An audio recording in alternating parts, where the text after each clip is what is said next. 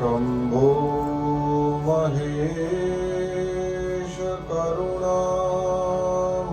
शूलपाणे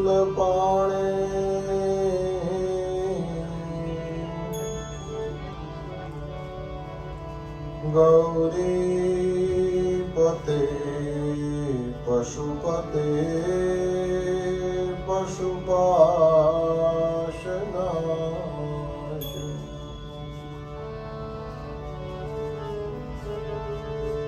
काशीपते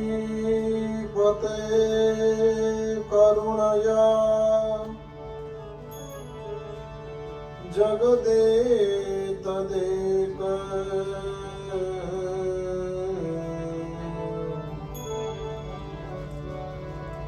त्वं हंसि पासि विदधासि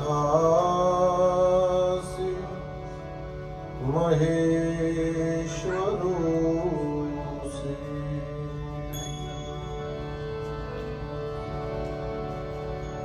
त्वत्तो जगद्भवति देव भव स्मरारे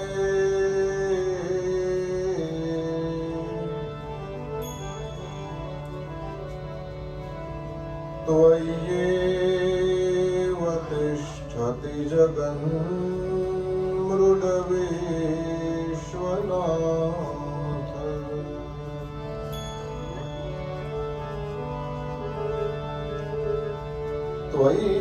त्वय्येव गच्छति लयं जगदेतदीश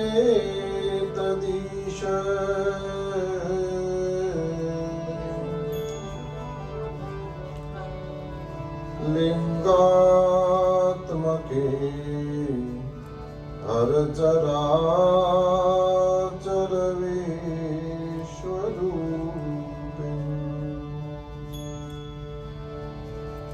श्रीचंद्रमौलीश्वर महादेव की जय। श्री महाकालेश्वर महादेव की जय। सद्गुरु भगवान की जय।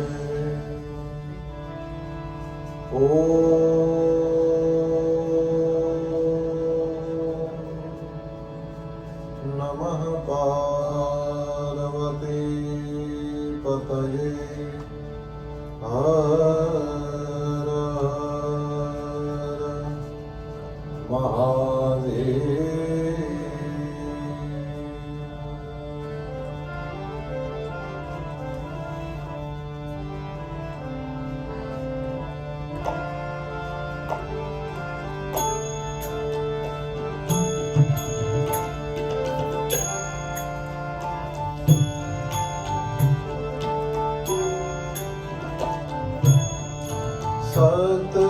सृष्टि तांडव रचयिता नटराज राज नमो नमः। सृष्टि तांडव रचयिता नटराज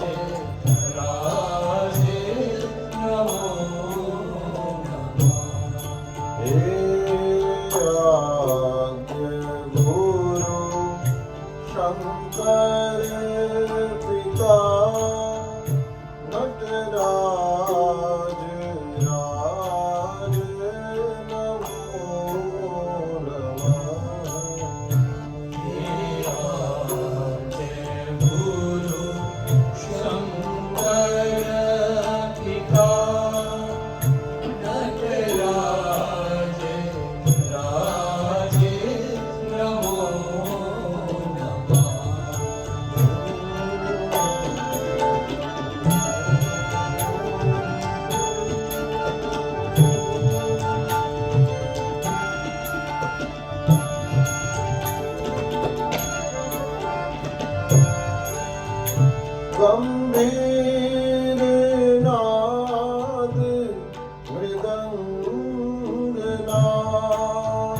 तब के उरे ब्रह्मांड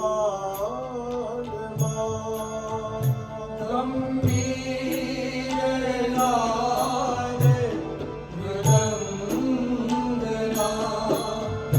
जब के उरे ब्रह्मांडमा नित होत नाद प्रचंड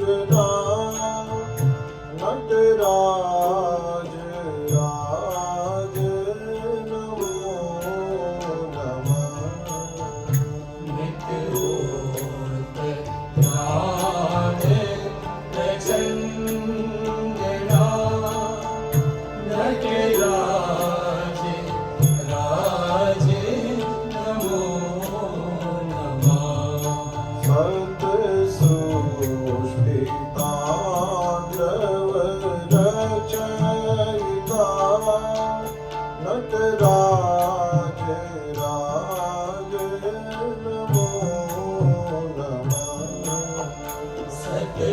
सतसृष्टि तांडव रचयिता नटराज राज नमो नमः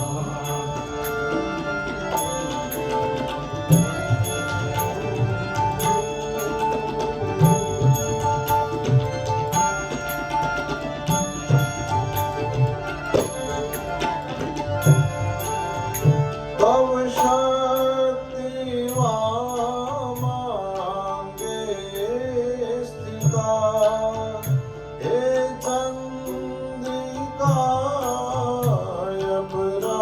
अपराजिता तव शक्ति वामा ये स्थिता हे चंद्रिका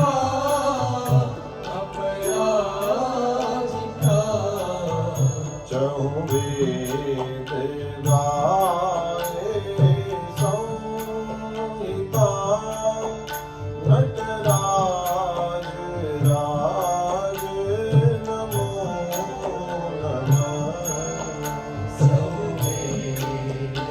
सौवेदाये संहिता नटराज राज नमो नमः सत सृष्टितांडव रचयिता नटराज राज नमो नमः सतसृष्टि तांडव रचयिता नटराज राज नमो नमः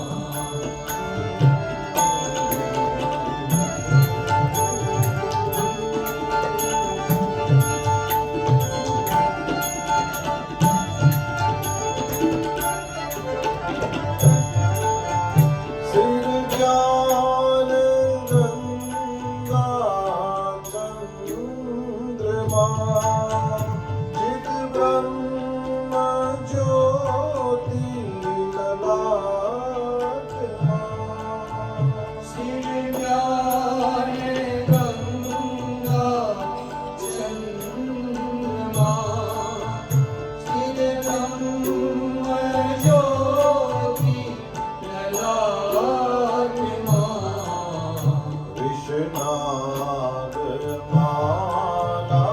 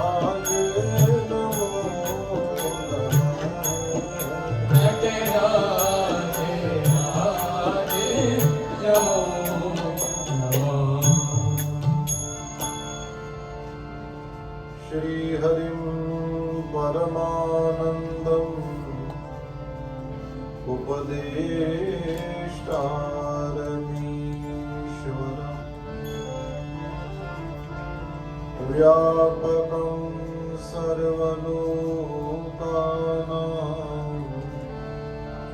कारणं तं नमामि।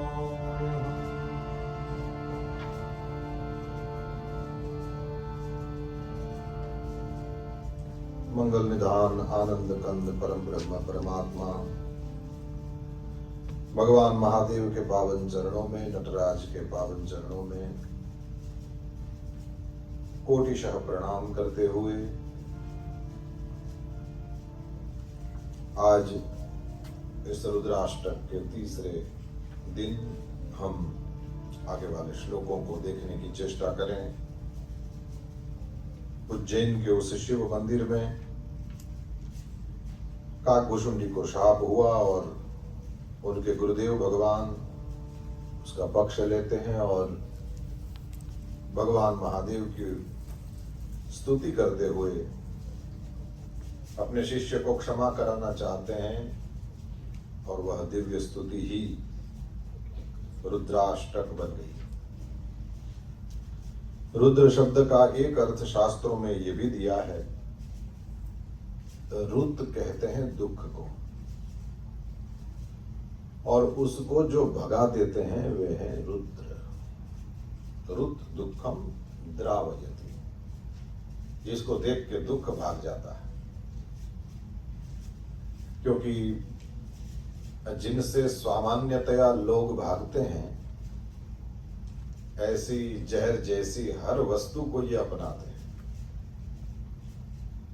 सर्प को देख के कौन बैठा रहता है, लेकिन भगवान महादेव अपने गले में उसको धारण करते हैं। विष को भगवान महादेव ने स्वीकार किया है। तो ये परमात्मा ऐसे हैं कि जिन्होंने अपने आचरण से ही हम लोगों को दिखाया, अपने आचरण से ही दिखा दिया मेरे नजदीक कोई दुख रह सकता नहीं। मेरे जो नजदीक रहेंगे उनके भी जीवन में कोई दुख रह सकता नहीं। भगवान महादेव अनंत सामर्थ्य संपन्न हैं। इनके नजदीक किसी प्रकार का कष्ट, चिंता और संताप टिक नहीं सकता। ऐसे भगवान महादेव की स्तुति करते हुए भूदेव ने बड़े दिव्य शब्द यूज किए और फिर मेरे गुरुदेव भगवान ने उसको जिस तरह से गाया है, तो उस ट्यून को बड़े ही भाव से लोग सुनते हैं। और शायद दुनिया भर के शिव मंदिरों में भगत तो सुनते हैं, भगवान भी सुनते हैं। कहां कहां केदार में कभी कोई वेदसार शिवस्तवः बज रहा है, कभी कहीं रामेश्वरम में कोई बजा रहा है, कभी विदेशों के मंदिरों में कहीं कोई बजा रहा है। वो शिव माला, वो स्वरों की ऐसी माला किसी संत के, क्योंकि गायक भी तो गाते हैं और वे भी कोई कम नहीं होते, वे भी बहुत अच्छे होते हैं। लेकिन साधनापूत स्वरों में जब कोई संत गाता है, तो क्योंकि वो किसी सेठ को राजी करने के लिए नहीं गा रहा, क्योंकि वो वाहवाही बटोरने के लिए नहीं गा रहे, क्योंकि उनको हमारी तालियां नहीं चाहिए होती है, वो केवल शिव को प्रसन्न करने के लिए गाया जाने वाला गीत होता है। जैसे ये नमामि शमीशानम वास्तव में गाया गया। उन भूदेव ने, उन ब्राह्मण देवता ने वहां पर उस स्तुति को गाया है, इसमें शंकर भगवान की प्रसन्नता के अलावा और कोई मन में कामना नहीं है, और इसलिए उनको फल भी वही मिला है।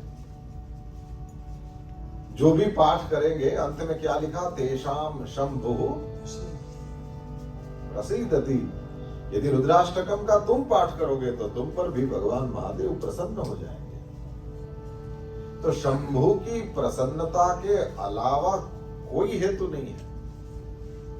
और इस वजह से इस स्तोत्र का जो भी पठन्ति नरा भक्त्या, जो भी व्यक्ति भक्ति से, प्रेम से इसका पाठ करेंगे, तो उस पर भी भगवान महादेव प्रसन्न हो जाएंगे। आइए, 2 श्लोक हम लोगों ने ऑलरेडी कर लिए, उसका गायन करें। नमामि शमीशा निर्वाणरूपं व्यापकम् ब्रह्मवेदस्वरूपं निजं मे गुणं निर्विकल्पं निरीहम् चिदाकाशमाकाशवासं भजेऽहं नमामि शमीशां निर्वाणरूपं व्यापकम् ब्रह्मवेदस्वरूपं निराकारमोकार मूलं तुरीयं गिराव्यानगोदीनमीशं गिरीशं करालं महाकालकालं त्रिकालं गुणागारसंसारपारं नतोऽहं नमामि शमीशा निर्वाणरूपं विभुं व्यापकम् ब्रह्मवेदस्वरूपं विभुं व्यापकम् ब्रह्मवेदस्वरूपं विभुं व्यापकम् ब्रह्मवेदस्वरूपं इस तरह से भगवान महादेव की उस दिव्य स्तुति को गाया उस ब्राह्मण देवता ने आज भी, है ना। गोस्वामी तुलसीदास जी ने इसकी रचना 500 साल के पहले करी है, लेकिन ये गाया कब गया था ये तो कौन जानता है। क्योंकि किस जन्म में कौआ होने का, ये अजगर होने का शाप मिला, कौआ तो बाद में हुए और उसमें फिर कितने कल्प बीत गए, तो ये कब के शब्द हैं किसी को नहीं पता।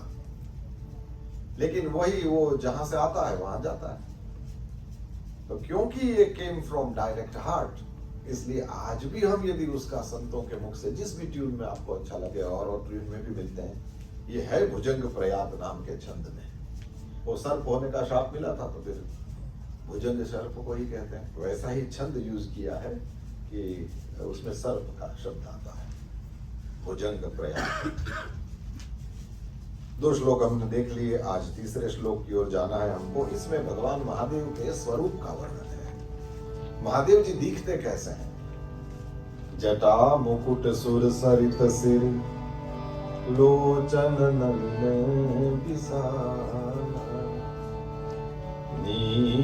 नीलकंठ लावण्य निधि, सोहबाल विधुभा।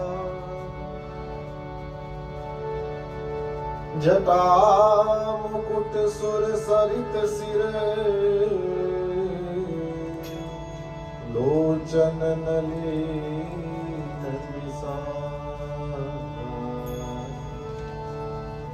भगवान महादेव जहां पार्वती को कथा सुनाना चाहते हैं, वहां प्रारंभ में वहां पर उनके स्वरूप का वर्णन है। वहां पर ये सब लिखा है, जटा मुकुट, और कोई मुकुट की जरूरत ही नहीं, उन्होंने जटा का ही मुकुट बनाया हुआ है। सुर सरित सिर, सुर देवताओं की सरिता गंगा जिनके सिर पर है। लोचन नलिन, लोचन कहते हैं आंखों को, नलिन कहते हैं कमल को। भगवान महादेव की आंखें कमल जैसी हैं। ये जब सुनो, ये वर्णन भी इसीलिए कर रहा हूं कि आपकी खुली या बंद आंखों के सामने भगवान महादेव का एक स्वरूप प्रकट हो। नलिन जैसे लोचन, कमल जैसी दिव्य आंखें हैं भगवान महादेव की, और वे नेत्र कैसे हैं? विशाल। ये मनुष्य का जो शरीर होता है उसमें कैसे, कैसी नाक हो, कैसी आंख हो, कैसे कान हो, कैसा ये कंठ हो, कैसे हाथ हो, उसका एक वर्णन और उसका एक शास्त्र है कि ऐसी नाक हो तो आदमी ऐसा होता है। नहीं आप वो लांबू ना हो तो खराब करेंगे, नहीं अच्छा बोले खराब हो। तो ये मनुष्य का शरीर कैसा हो उसका पूरा शास्त्र है। और उस शास्त्र के मुताबिक बड़ी बड़ी आंखें होना ये बहुत अच्छा माना जाता है। आंखों का बड़ा होना ये सौभाग्य का चिन्ह है और विशेषकर महिलाओं में ये बहुत अच्छा माना जाता है। लोचन नलिन विशाल, विशाल बड़ी बड़ी आंखें हैं भगवान महादेव की। और नीलकंठ, पूरे भगवान महादेव हैं सफेद वर्ण के और केवल गला है नीला, नीलकंठ। और लावण्य निधि, फिर भी भगवान महादेव सौंदर्य के धाम है। लावण्य यानी सौंदर्य, उसके धाम है। और सोह बाल विदुत, बाल बाल विदुत छोटा सा चंद्रमा, यानी पूर्णिमा का हो तो बड़ा और दूज का हो तो छोटा। और दूज का चंद्रमा वो भगवान महादेव के भाल में यानी मस्तक पर सुशोभित है, इसलिए चंद्र मौली ये कहते हैं। मौली माने मस्तक। तो भगवान महादेव इतने सुंदर हैं।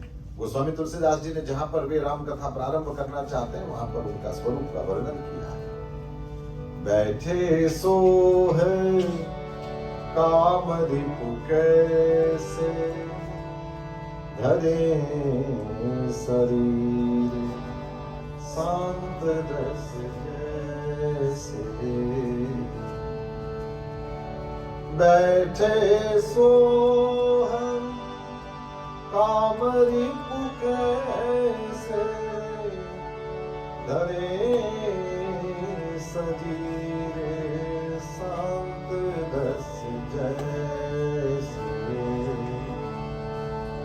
निज कर दासी नागरी पुछाना, बैठे सहज ही समरूप समाना। बैठे सहज ही शंभु कृपाला।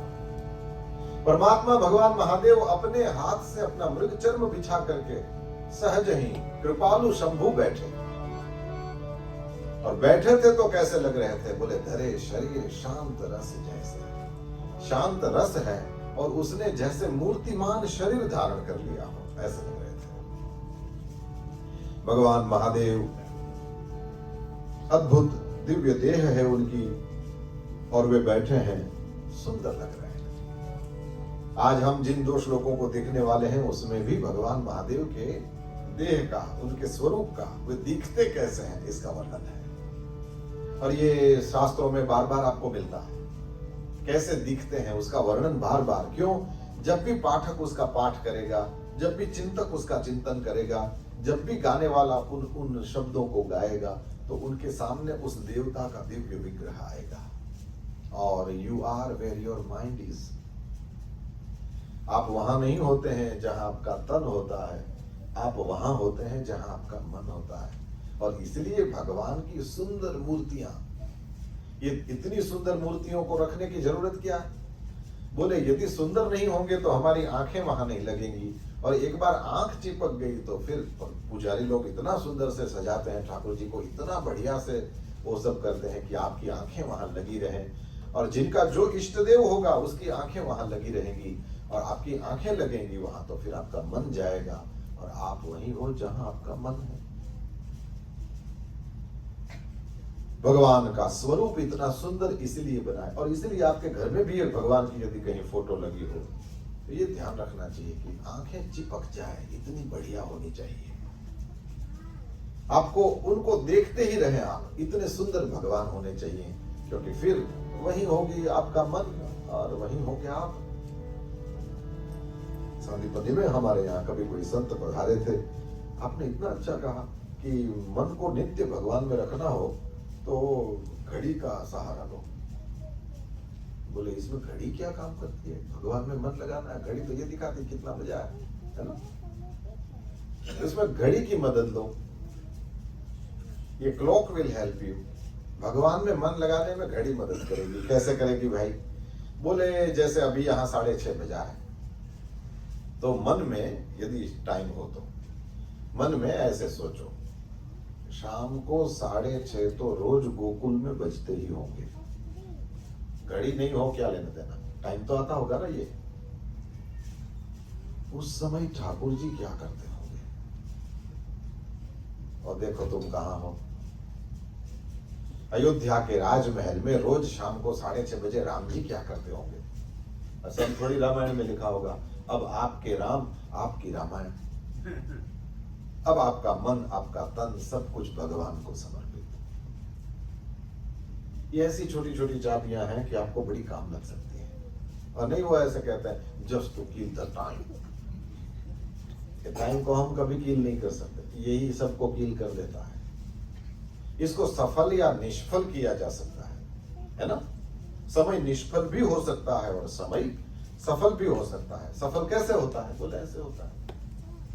मैंने देखा है, जिसको भी भगवान का नाम का जप करने की आदत हो किसी निश्चित समय पर, वो दुनिया में कहीं भी बैठे हों, जब भी उनका समय होगा तो अंदर से ही ऐसी आवाज आएगी कि भगवान का नाम लेने का समय हो गया।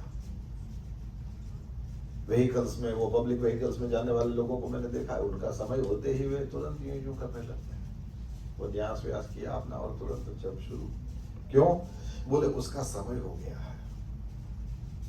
मन अपने आप ही पवित्र होने लगता है, अपने आप ही कहीं पर पालथी मार के बैठ जाने का मन करता है। ये क्या हुआ? बोला वो मन से भगवान के पास। और मन से भगवान के पास कभी भी कोई भी रह सकता है। ये परिवार में किसी की मृत्यु हो गई हो तो फिर उतने दिन तो सेवा नहीं करते ना भगवान की, उतने दिन दिया नहीं जलाते, उतने दिन तक माला को नहीं छूते, पुस्तक को नहीं छूते। परिवार में किसी बच्चे का जन्म हुआ हो उतने दिन, वो 10 दिन भी, हमारे यहाँ ये नियम है, हम ये सब नहीं करते।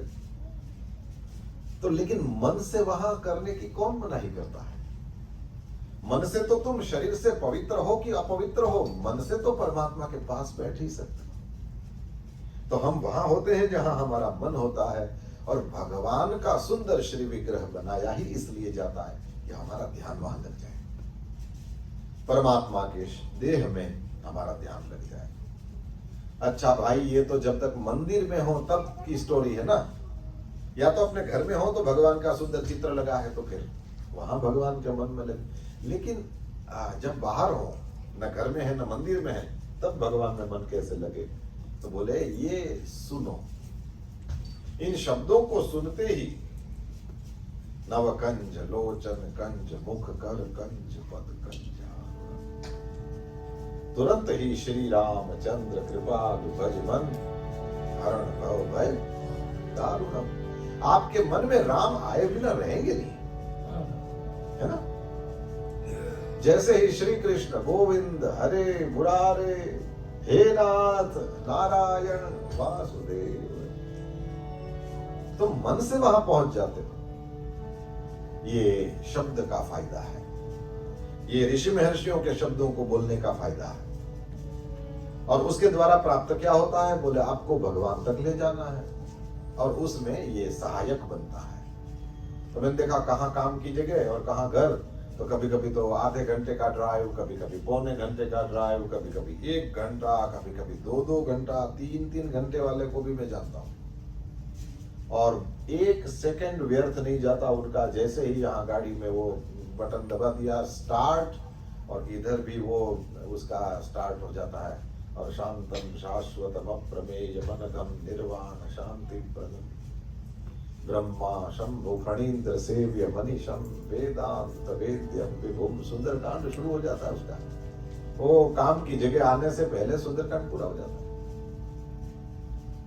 कुछ नहीं तो भजन सुनते हैं, कभी कभी वो अपनी भाषा में वो जो लोक साहित्य वाले और वो सब उनकी बातों को सुनते हैं, लेकिन समय को व्यर्थ नहीं जाते। कभी कभी जप करते हुए जाते हैं, अपना 1 सेकंड खराब नहीं करते। ये और कुछ नहीं, ये जो सारी चीजें हैं, ये शब्द ब्रह्म में आपको मूल तो वहां तक ले जाना चाहता हूं, भगवान के करीब जाने के ये रास्ते हैं। फिर तुमको गाना अच्छा लगता है, कोई चिंता नहीं, अपनी कार में अकेले ही हो, किसी को बोर करने की जरूरत नहीं, खुद बोर हो गाओ। और ठंडे ठंडे पानी से नहाना चाहिए, और गाना आए या ना आए। क्योंकि यदि हमको गाना नहीं आता तो ये दूसरों को सहना है ना, हमको क्या, हमको तो ललकारना चाहिए। गाना अच्छा लगे उस तरह से जाओ, पाठ करना अच्छा लगे वैसे करो, पढ़ना अच्छा लगे वैसे करो। तो इस तरह से भगवान के स्वरूप का दिव्य वर्णन किया जाता है उन शब्दों में। और वो शब्द ही हैं जो आपको एकदम वहां पहुंचा देते हैं। करारविंदेन पदारविंदम मुखारविंदे विनिवेशयन्तम् वटस्य पत्रस्य पुटे शयानम् बालं मुकुन्दं मनसा स्मरामि। अब ये बिना अर्थ के बोल दिए। अब इसको समझो ये कहना क्या चाहता है। बालम मुकुंदम, बाल मुकुंद छोटे से भगवान कन्हैया को मैं मन से मैं उसको स्मरामी, मैं उसको याद करता हूं। बाल मुकुंद करता क्या है? करारविंदेन, अपने दोनों हाथों से, कर हाथ, अरविंद कमल, कमल जैसे हाथों से क्या करता है? पदारविंदम, उसका चरण अपने हाथों से ही उठाता है। छोटा सा बाल मुकुंद और अपने हाथों से अपने पैर को उठाता है। और मुखारविंदे, अपने मुख कमल में विनिवेशयन्तम्, अपने हाथ से अपने पैर को उठा के उसके अंगूठे को अपने मुंह में लेता है, चूसता है। कहां पड़ा है? वटस्य पत्रस्य पुटे शयानम्, वट बनियन ट्री, वडलो, हाँ वड, बरगद, घना शब्द कीधा बस હવે ओके। बरगद के पत्ते के दोने में सोया है। बरगद का पत्ता कितना बड़ा होता है आखिर? और वो दोना होए तो कितना, मेरे शायद मेरे हाथों जितना होगा, इसमें सो गया तो टोटल कितना होगा? तो यही तो है, जब हम पैदा हुए थे तो कितने थे? बड़ के पत्ते के दोने में शयानम, सोया हुआ। वटस्य पत्रस्य पुटे शयानम, ऐसे बालम मुकुंदम मनसा स्मरामि। अब इतनी देर के लिए बताओ, आप सियाटल में थे क्या? इतनी देर के लिए आप उस बड़ के दोने में, इतनी छोटी जगह में तुम भी घुसे थे, हो गया ना? तो जहां भी अर्थ समझ में आता है उस तरह से फिर हमारे सामने मूर्ति बनने लगती है। और वो मूर्ति जो है वो बड़े काम की है, क्योंकि आपके मन में वो मूर्ति घुसी है, अब वो अपने में आपको भी संभालेगी। इसलिए जब स्तुति होती है तो वर्णन किया जाता है, आप कैसे दिखते हो। अब भगवान महादेव ने इधर शाप दिया है उसको, और ये ब्राह्मण देवता क्या बोल रहे हैं? तुषाराद्रिसङ्काशगौरं गम्भीरं मनोभूतकोटि प्रभासी शरीरं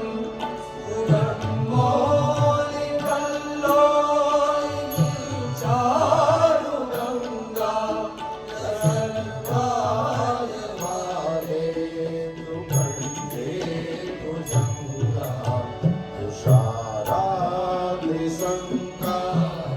गौरं गभीरं मनोभूतकोटि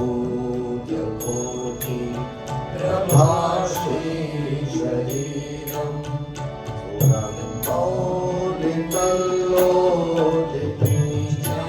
चारुगङ्गा सद्भालवाने दुकण्ठे भुजङ्गा नमामि शमीशा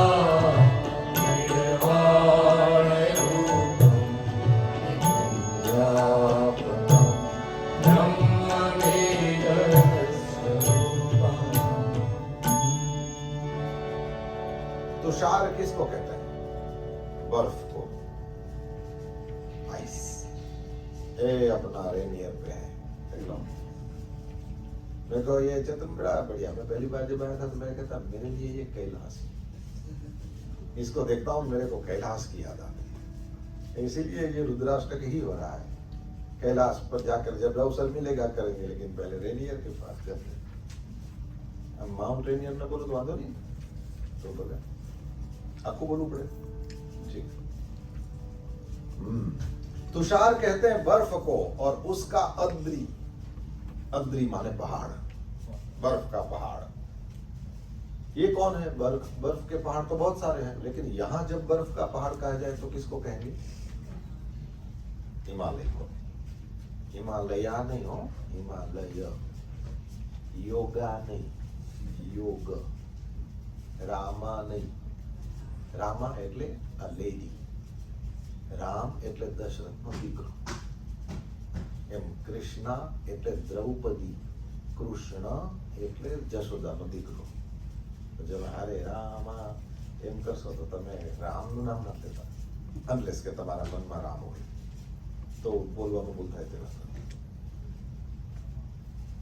तुषार का अद्री, बर्फ का पूरा पहाड़, और उसके जैसा, ये जब संस्कृत में किसी को कहना हो इसके जैसा तो संकाशम, ऐसा ही दूसरा प्रतिकाशम, ऐसे ऐसे शब्द हैं। तो संकाशम का मतलब वैसा ही, जैसे बर्फ का पहाड़ हो, जैसे हिमालय हो, वैसा ही। अच्छा, रामचरितमानस का थोड़ा भी अभ्यास करते होंगे तो पता होगा ये मंदिरों का उपयोग यही है। आप लोग आते हो तो उस समय थोड़ा बहुत, लेकिन एकाध रामायण की पुस्तक यहाँ देखो ऑलरेडी दिख रही है मेरे को, पंडित जी से मांगो और थोड़ा बहुत रामायण का पाठ करो।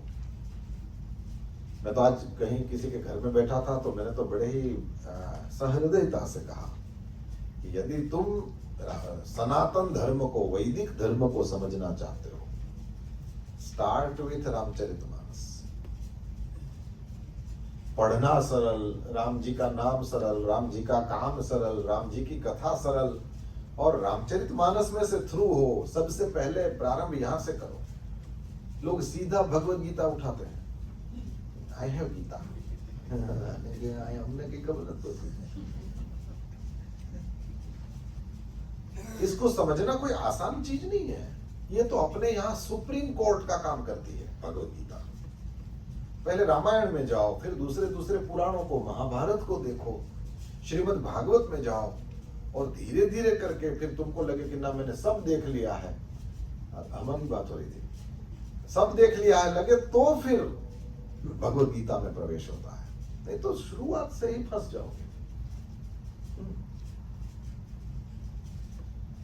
एनीवे, तो रामचरितमानस इतना बढ़िया ग्रंथ है, इसको थोड़ा थोड़ा थोड़ा, चाहे दो दोहा, लेकिन नित्य पाठ करो। हमारे भारत में जो सिनेमा का जगत है वो उसको बॉलीवुड बोलते हैं ना, उसके शहंशाह श्री अमिताभ बच्चन, कभी उन्होंने, कोई हंसने वाली बात नहीं, कभी उन्होंने स्वयं मेरे गुरुदेव से कहा कि दुनिया में शूटिंग के लिए कहीं भी जाऊं, मेरी बैग में रामचरितमानस होता ही है, और मैं उसका कम से कम 2 दोहा पाठ करता ही हूं।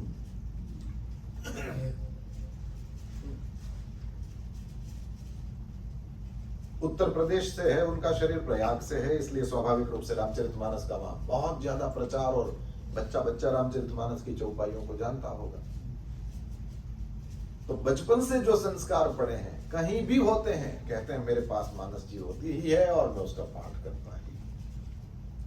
तो व्यक्ति का अपना जीवन भी तो होता है सर। तो सनातन धर्म को समझना चाहो प्रभु, तो सबसे पहले मानस जी उठाओ। ये सबसे सरल ग्रंथ है, इसके पीडीएफ भी मिलते हैं इंटरनेट पर। आप जिस फॉर्म में चाहो आपको प्राप्त होगा। किंडल बसाया है तो उसमें भी डाउनलोड कर सकते हो। जिस भाषा में आपको समझ में आता हो उस भाषा में मानस जी प्राप्त होते हैं। तो मूल बात खाली इतनी है कि सनातन धर्म को जो समझना चाहता है उसको रामचरितमानस से थ्रू होना चाहिए। और कई लोग ऐसा लगता है कि एक बार पढ़ते हैं तो साथ बहुत सारे सवाल होते हैं, ये क्यों, ये क्यों, ये क्यों, ये क्यों। ठीक है, होने दो, लेकिन ज्यादा किसी का सिर मत खाओ। तुम इसमें से कम 2 बार 3 बार फुल बुक थ्रू हो जाओ और राम कथा से थोड़े परिचित हो जाओ, एंड देन आप देखोगे कि बहुत सारी चीजें हैं जो धीरे धीरे पाठ करते हुए आपको खुलने लगती। मंदिरों का यही उपयोग है। यहाँ पर आओ, बैठो, आपको जो अच्छा लगे, श्रीमद् भागवत की पुस्तक पढ़ी हो, मानस जी की पुस्तक पढ़ी हो, और कई लोगों को मैंने देखा रोज सुंदरकांड करते हैं। मैं तो कहता भी हूं उन लोगों से कि सुंदरकांड करना गलत नहीं है, लेकिन यदि 60 दोहा करने का टाइम है तो आगे वाले 60 दोहे पढ़ो ना। पूरी मानस जी, जैसे भगवत गीता में 12वां 15वां अध्याय अच्छा नहीं है ऐसा नहीं है, लेकिन पूरी भगवत गीता अच्छी है। क्यों केवल 12वें 15वें में ही हमारी सुई अटकी हुई है? भागवत में दशम स्कंद अच्छा है, मैं मानता हूं, लेकिन फिर बाकी स्कंधों ने क्या खराब किया है तुम्हारा? पूरी भागवत अच्छी है, पूरी भगवत गीता अच्छी है, पूरा पूरा रामचरितमानस अच्छा है, उससे थ्रू होना चाहिए। और आप देखोगे प्रवचनों में तो कितना कहा जा सकता है, लेकिन जब स्वयं स्वाध्याय करते हो, उसमें भी मैं कहने ही चला हूं तो फिर पूरी बात बता दूं। कभी संस्कृत में पढ़ना और मानस जी की चौपाइयों को पढ़ना, इसमें पढ़ना मत। जो स्वाध्याय नहीं करते होंगे उनको ये सब अनुभव होंगे नहीं होंगे मुझे नहीं पता, मैं विद्यार्थी के रूप में आपको कह रहा हूं, अ स्टूडेंट। जैसे हम सब एक ही क्लास में पढ़ते हो, उस तरह से इस बात को एकदम फ्रेंड की तरह कह रहा हूं। कभी भी मूल श्लोकों का पाठ नहीं करना, चौपाइयों का पाठ नहीं करना, क्योंकि तुषाराद्रि संकाश गौरम गंभीरम बोलते हुए तुम चले जाओगे तो कहीं हिमालय दिमाग में आएगा नहीं। आता है? क्यों नहीं आता? क्योंकि हमको वो तुषार का ही मतलब पता नहीं, फिर अद्रि का मतलब पता नहीं, फिर संकाशम का मतलब पता नहीं, फंस जाते। तो वो तो मंजीरा लेके पूरा मानस पाठ करना आसान है, लेकिन एक अक्षर समझ में नहीं आता। और रिदम ऐसी वस्तु है कि कितना वो कर लिया पता नहीं चलता। हाँ, पूरी पूरी मानस कितनी बार हो जाती है रिदम में, ये हमने झिंचक झिंचक झिंचक करता ही लगे काई ना हम बताओ। दो लोग थे, एक गांव से दूसरे गांव जा रहे थे। रात पड़ी तो दोनों ने सोचा ये वर्षा की ऋतु है और हम लोगों को किसी के घर में रुक जाना चाहिए। दरवाजा खटखटाया, मालिक ने दरवाजा खोला और कहा कि कौन है? बोले हम यात्री हैं, एक गांव से दूसरे गांव जा रहे हैं, रात हो गई है और हम दोनों को आसरा चाहिए। तो मालिक ने कहा ठीक है आ जाओ, मैं अकेला हूं, मेरे साथ दो और सो जाएंगे, उसमें क्या है। ये दोनों ने सोचा कि सोना होना तो ठीक है, थोड़ी देर आराम भी करेंगे, लेकिन इसके घर में आए हैं तो कुछ काम कर देंगे, फ्री में नहीं रहेंगे। तो मालिक ने कहा कि ठीक है, देखो मेरे तो यहाँ ये सब गेहूं और ये सब पड़ा है, तो और ये घंटी है तो उसको लेके तुम इसका आटा बना दो। हाथों से वो मैन्युअली होता था ना पहले अपने यहाँ वो। तो बोले इसमें गेहूं डालते जाओ और पीसते जाओ, तो धीरे धीरे उस चक्की से फिर आटा बन जाएगा।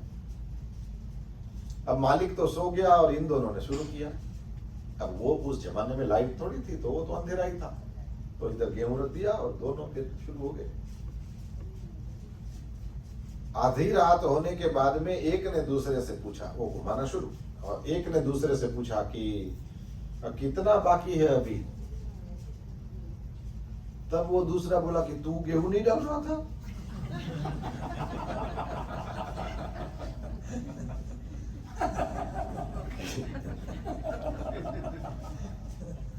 घंटी भी फिर एक तनखा निकला गाँव ना हो इधर।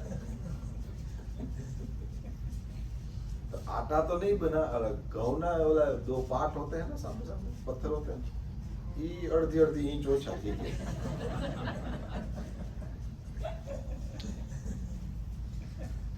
પેલા પડ છે એ ઘસાઈ ગયા પણ લોટ નો પીલો, ये घिसते ही रहते हैं, गेहूं नहीं डालते, आटा बनता। दो चौपाई, दो दोहा, लेकिन अर्थ पढ़ो जब स्वाध्याय करो। ये जैसे वो क्लास में साथ में पढ़ते हैं ना, इस तरह से कह रहा हूं। जब भी गीता पढ़ो, श्लोक नहीं, वो यदा यदा ही धर्म से सबको सिखा दिया है। अभी किसी को पकड़ो कि इसका मीनिंग क्या है, वहीं रुक जाते हैं।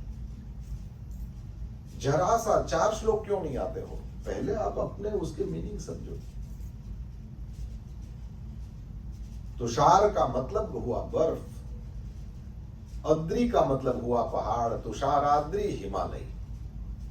उसके जैसे भगवान महादेव कैसे हैं? तुषाराद्रि संकाश गौरम। गौरम माने गोरे हैं, तो खास ख्याल रखना, शंकर भगवान की कहीं फोटो दिख जाए जिसमें कन्हैया की तरह वो ब्लू कलर के हो, फोटो खोटो।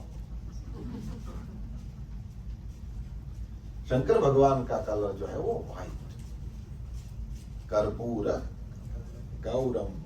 भगवान महादेव कपूर जैसे गोरे हैं। अच्छा देखो, नॉर्मली कुंद इंदुदर गौर उमा रमन करुणा अयन, भगवान महादेव का कहीं वर्णन आता है तो वहां पर कहते हैं कुंद जैसे, और इंदु उसके जैसे गोरे हैं। कुंद कहते हैं मोगरे को, मोगरे का फूल होता है ना, उसके जैसे गोरे हैं भगवान महादेव। और या फिर कहते हैं इंदु जैसे गोरे हैं।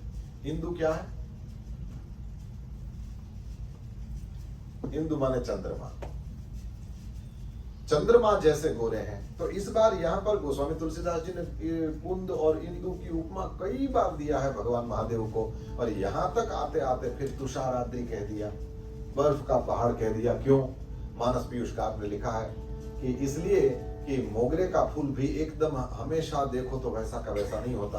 वो खिलता है तो बढ़िया सा सफेद कलर, लेकिन धीरे धीरे धीरे फिर वो मुरझाने लगता है और कलर सेम नहीं रहता। इसी तरह से इंदु को देखो, चंद्रमा को देखो तो वो जैसे जैसे पूरा होने लगता है फिर उसमें दाग है वो भी बड़ा दिखने लगता है। शंकर भगवान की बात हो तो वे तुषाराद्रि, हिमालय की कहीं से फोटो खींच लो वो वैसा का वैसा दिखता है ना। हिमालय को कहीं से भी कभी भी देख लो वो वैसा का वैसा गोरा दिखता है। भगवान महादेव वैसे ही शुद्ध हैं, स्वच्छ हैं, ऐसे ही धवल हैं। भगवान महादेव का वर्ण है तुषाराद्रि संकाश गौरम। फिर दूसरा, उसके आगे वाला भगवान महादेव के स्वरूप का वर्णन करते हुए कहा गंभीरम। भगवान महादेव गंभीर है। गंभीर को वैसे तो सीरियस को गंभीर कहते हैं ना हमारे यहाँ, तो वैसे शांत रहने वाले इसलिए गंभीर है। और ये देखना आप, जहां भी साधना का फल प्राप्त हुआ हो और या जहां पर भी संसार का अनुभव ले लिया हो, ऐसे लोग प्रायः गंभीर होते हैं। उनका मूड नहीं है ऐसा नहीं, पर उन्होंने संसार को देख लिया, ये देख लिया संसार कैसा है और धोखे की टट्टी है, इसमें कुछ निकलता नहीं है। हम यूज हो जाते हैं, संसार में कोई फर्क नहीं पड़ता। संसार आपको चूस लेता है। नहीं, वो जैसे कहा जाता है कि कोई सिगरेट पीता है तो इसमें सिगरेट पीने वाला सिगरेट को चूस रहा है कि सिगरेट ही पीने वाले को चूस लेती है।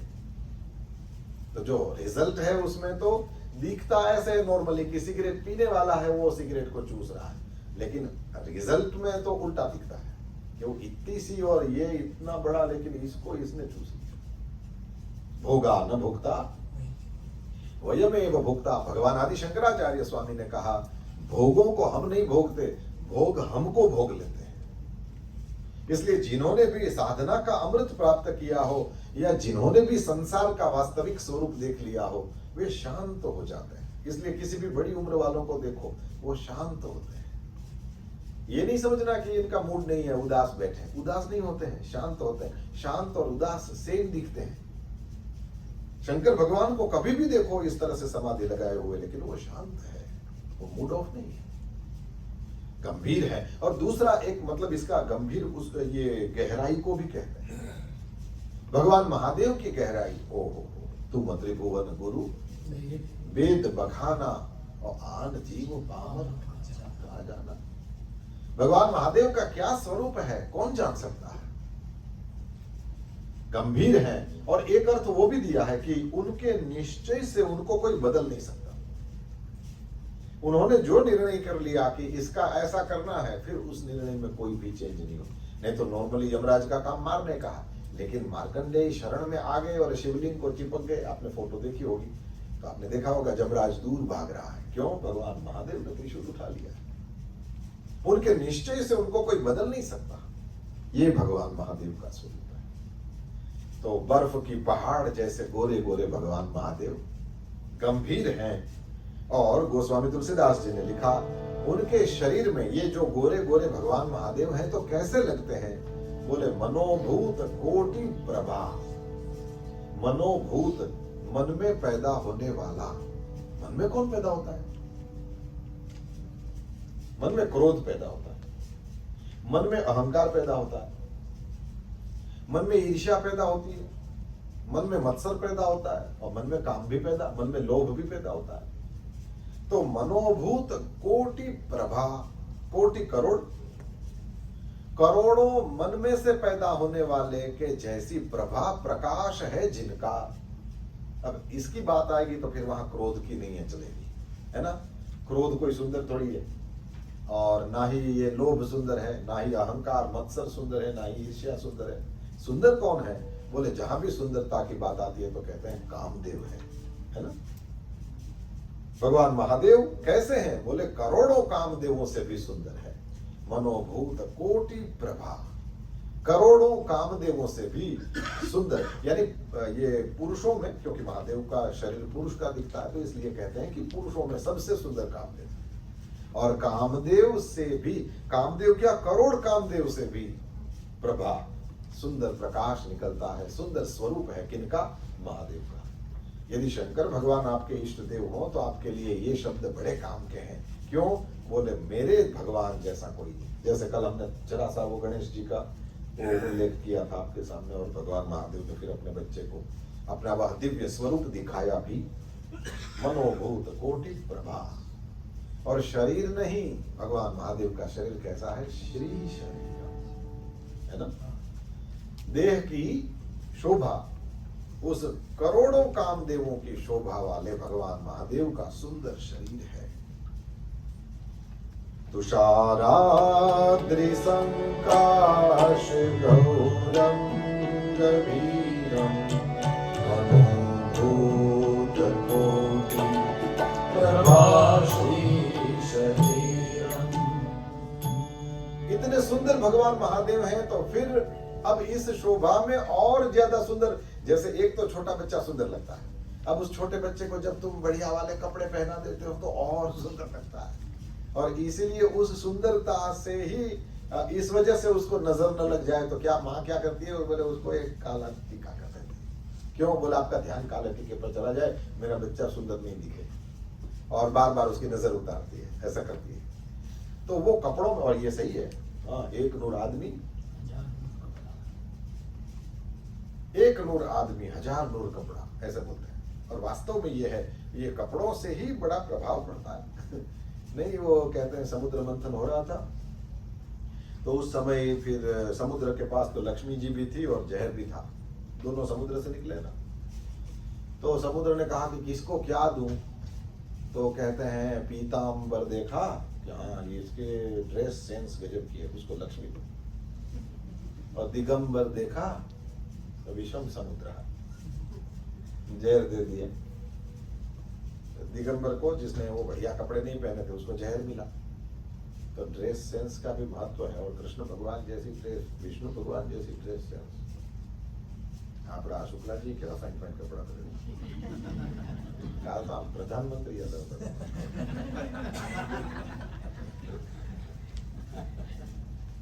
અને એ ઇન્ટરેસ્ટની વાત છે।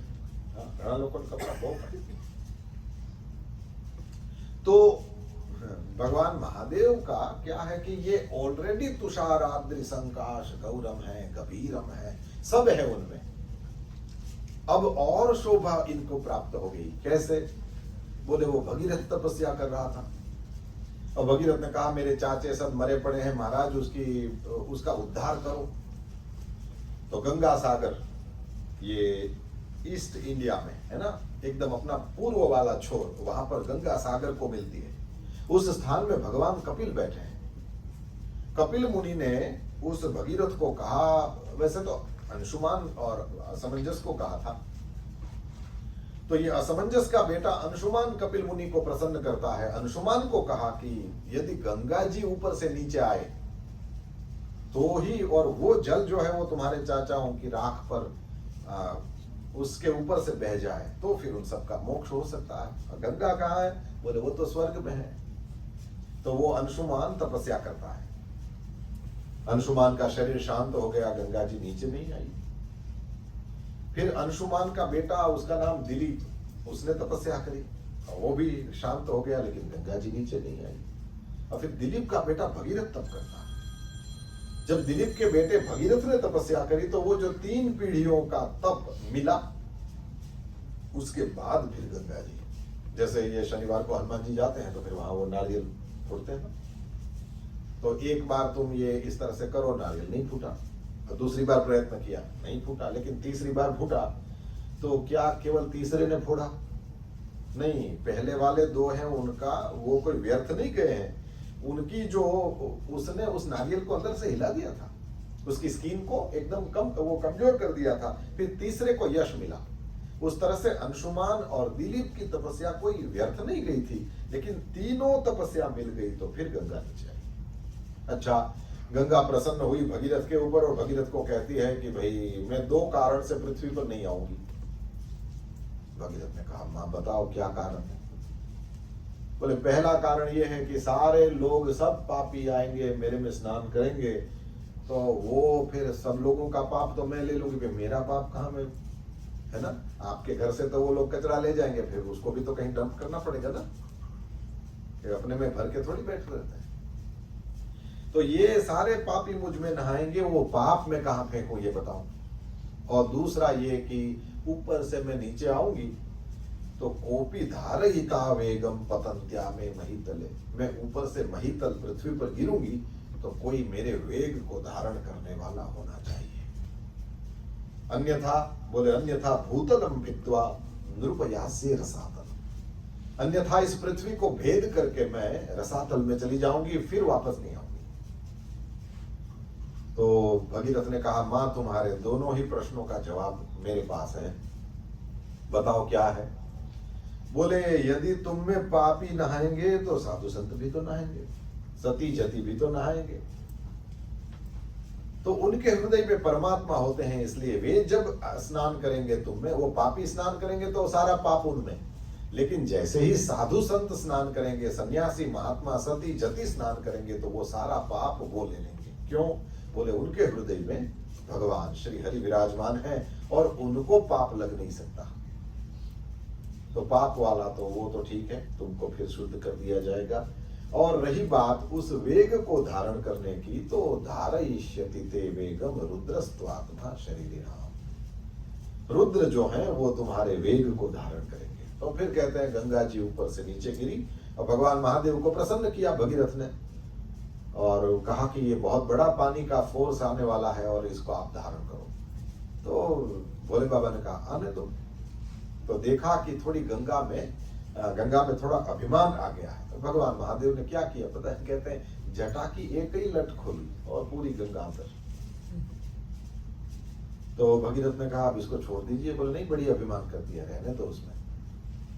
बोले मेरे चाचा लोग उधर राह देख रहे हैं, उसकी राख पर इस पानी को फेरना मेरे को कृपा करो। तो वही जरा सा खोल दिया और कहते हैं वो गंगा फिर हर हर हर करती हुई बहती है। तो एक तो भगवान महादेव ऐसे हिमाचल के समान गौर वर्ण गंभीर हैं और शरीर में करोड़ों कामदेवों की शोभा को लिए बैठे हैं, और फिर उनके सिर पर ये देव नदी है ना, गंगा स्फुरन मौली कल्लोलिनी चारु गंगा। ये गंगा उनके मस्तक से बहती तो है लेकिन बहती नहीं है। जैसे कोई छोटी सी छोरी वो अपनी लंबी सी चोटी को हाथ में लेके जैसे इसको उछालती हुई पहाड़ के ऊपर से जैसे नाचती हुई उतरती हो, वैसे भगवान महादेव के मस्तक से गंगा नीचे उतरती है। तो वैसे तो सुंदर ही थे महादेव, ये गंगा के आने से, ये जटा से, गंगा के बहने से, इस जटाशंकरी के कारण शंकर की शोभा जो है वो और सुंदर हो गई। स्फुरन मौली कल्लोलिनी चारु गंगा, यह चारु माने सुंदर, कल्लोलिनी माने वो किल्लोल करती हुई, आवाज करती हुई जो चलती है ऐसी गंगा। ये स्फुरत माने जैसे वो वोल्केनोस देखे ना, उसमें से कैसे वो आग निकलती है, तो उस तरह से गंगा भी इस तरह से उछलती हुई भगवान महादेव की जटा से मुक्त हुई और फिर वो हिमालय के ऊपर से फिर बहती हुई आ रही है। तो भगवान महादेव का जो स्वरूप था और सुंदर हो गया, और अल्टीमेट लसद भाल बालेंदु, भगवान महादेव के भाल में क्या है? बोले लसत, सुंदर दिखता है। क्या? बोले वही बाल इंदु, इंदु चंद्रमा, बाल इंदु छोटा सा, तो दूज का चंद्रमा है वो भगवान महादेव के ललाट में सुंदर लगते। तो एक तो गोरे महादेव, और उसमें चमकता हुआ चंद्रमा। शिव जी गोरे, वो जल सफेद, अब भस्म लगाते हैं सफेद, चंद्रमा सफेद, मोगरा सफेद, धतूरा सफेद। देखो धरे शरीर शांत रस जैसे, आसपास शांति ही है। तमोगुण के अधिष्ठाता हैं, तमोगुणी नहीं है, सोते नहीं हैं, शांत हैं। ऐसे भगवान महादेव करुणा के अवतार हैं, ये कहा गया है हमारे यहाँ। तो इतने सुंदर दिखते हैं। एक बार गा लो। तुषाराद्रि संकाश गौरम गंभीरम मनोभूत कोटि प्रभासी शरीरम स्फुरन् मौलिकल्लोलिनी चारुगंगा रसद्भागवाणी गंधे भुजंगा नमामि ईशमीशा निर्वाण रूपम व्यापकम् ब्रह्मवेद स्वरूपम व्यापकम् ब्रह्मवेद स्वरूपम व्यापकम् ब्रह्मवेद स्वरूपम। इतने सुंदर सफेद वर्ण वाले भगवान महादेव का गला ये नीला है। ये ऐसी अद्भुत लीला है भगवान महादेव की कि क्या कहें मेरे प्रभु। ये सबको पता है, ठीक है ना। देव दानव मिले, समुद्र मंथन किया, आशा अमृत की रखी थी और प्राप्त हुआ पहले विष। तो विष्णु भगवान के पास तो गए नहीं, खीर बनी हो तो हवेली को जाना चाहिए। जहर निकलने पर कोई रामकृष्ण के मंदिर में जाता नहीं, फिर शिव ही संभालते हैं। शंकर भगवान के पास उस जहर को ले जाया गया और भगवान महादेव ने कहा कि ये देखो, जब हम सर्वनाथ हो ना, हम सबके नाथ हो, तो फिर कभी ऐसी भी जरूरत आन पड़ सकती है भक्तों को, और उस समय यदि मैं मदद नहीं करता तो मैं भगवान का का मैं सबसे लोटा जल क्यों लेता हूं, मैं सबसे पूजा क्यों लेता हूं, यदि मैं उनका सहयोग न कर सकूं। और भगवान महादेव ने निश्चय किया कि इस जहर को मैं पी जाऊंगा, है ना। जैसे ही भगवान महादेव ने जहर पीने की सोची, पार्वती ने कहा पेट में 14 ब्रह्मांड है, यदि उतार गए महाराज ध्यान रखना ये 14 ब्रह्मांडों को जला के रख देगा। लेकिन शंकर भगवान ने कहा अंदर उतरेगा तो 14 को जला देगा, बाहर रहेगा क्या करेगा। बोले सेम स्थिति होने वाली है, तो क्या किया जाए। बोले पीना भी नहीं भी पीना, ये मुश्किल है। एक बूंद पानी नहीं अटका सकते अपने गले में, कभी ट्राई करके देख लेना। पानी अटकाने का प्रयत्न करो, तब समझोगे शिव ने क्या किया है। और पानी नहीं अटकाया, जहर है। और तस्यापि दर्शयामास स्ववीर्यम जल कल्मषः। सुखदेव जी महाराज ने राजा परीक्षित को कहा अपनी उस ताकत को पानी के पाप ने शिव पर भी दिखाई। क्या हुआ, बोले यद चकार गले नीलम, उनका गला जो है वो नीला हो गया।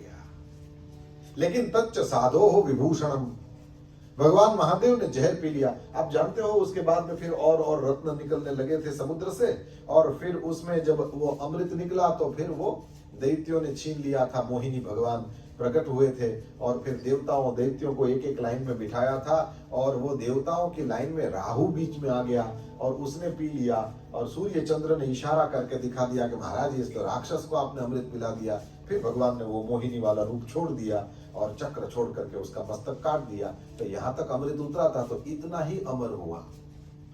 राहु जो है वो क्या है, सिर अवशेषित राहु, केवल मस्तक ही बचा हुआ है उसका। अब यहां मैंने ये शॉर्ट स्टोरी आपके सामने इसलिए रखी कि देखो चरित्र, अमृत पी गया फिर भी राक्षस ही रहा, और मेरे महादेव जहर पी गए फिर भी महादेव ही रहे। ये बड़े मकानों में रहने वाले राक्षस भी हो सकते हैं, ये बहुत मेवा मिठाई खाने वाले कोई देवता ही होते हैं, ऐसा नहीं है। अमृत पीने वाला भी राक्षस हो सकता है, और जहर पीने के बाद भी महादेव महादेव ही है कोई। तो चरित्र आपका कैसा है, ये कोई जहर पीने से मर नहीं जाता आदमी। और अमृत पीने से कोई अच्छा नहीं बन जाता। अमृत पीने वाले भी बुरे हो सकते हैं, जहर पीने वाला भी प्यारा हो सकता है।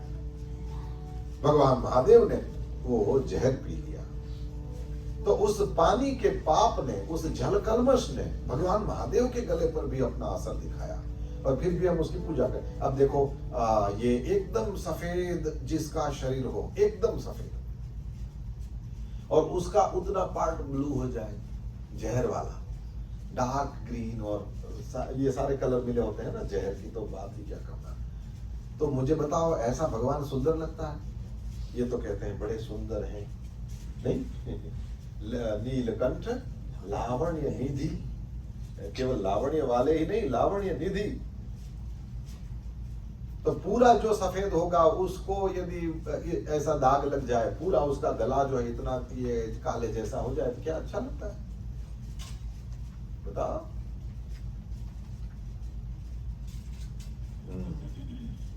ये बाहर से सुंदर दिखना ही सुंदर नहीं होता। मुझे कहना तो ये है, शिव जी को छोड़ो, किसी एक बच्चे को पकड़ो, उसकी सगाई होने वाली थी और उसको देखने के लिए वो सामने से लड़की वाले आने वाले थे, तो सब तैयारियां करी गई ये वो, और फिर ऐसे ही प्रेम से, लेकिन उसकी माँ ने उस छोरे को कहा कि बच्चा ऐसा करना कि तुम वो लॉन्ग स्लीव शर्ट पहनना। बच्चे ने कहा कोई जरूरी नहीं। माँ ने कहा बेटा ये हाथ जला हुआ है, लोग देखेंगे, ये अच्छा नहीं लगता ना, इतना अभी ठीक भी होने लगा है लेकिन फिर भी खराब लगता है, क्या जरूरी है दिखाना की, क्या जरूरत है लॉन्ग स्लीव। बच्चे ने कहा इसके साथ जो मुझे पसंद करे वो वैसे नहीं। तो स्वाभाविक रूप से मेहमान आए, और मेहमानों ने आकर के सीधी यही बात करी कि बेटा ये हाथ ऐसे कैसे, बड़ा गंदा लग रहा था। वही वो लॉन्ग स्लीव पहनता तो ही ठीक था, बहुत खराब लग रहा था, क्योंकि जली हुई स्किन देखिए ना, बहुत खराब लगती है, और किसी उपाय से वो फिर वो मेरे ख्याल से ठीक नहीं होती, फिर तो ये मेडिकल वालों का विषय है, वो जाने। पर जली हुई स्किन बहुत खराब लगती है, तो स्वाभाविक रूप से वो दिख गई। तुरंत उस लड़की के बाप ने पूछा बेटा ये क्या है, कोई रोग है, क्या हुआ? अब वो बच्चा यदि आप उसके पिताजी को ये कहे कि मेरे पास में एक मकान है, वो उसमें एक बार आग लग गई थी, तो सारे लोग सामान निकालने लगे, और छोटे से बच्चे के रोने की आवाज सुनकर के मैंने कहा कि तुम्हारा छोटा बच्चा कहाँ है?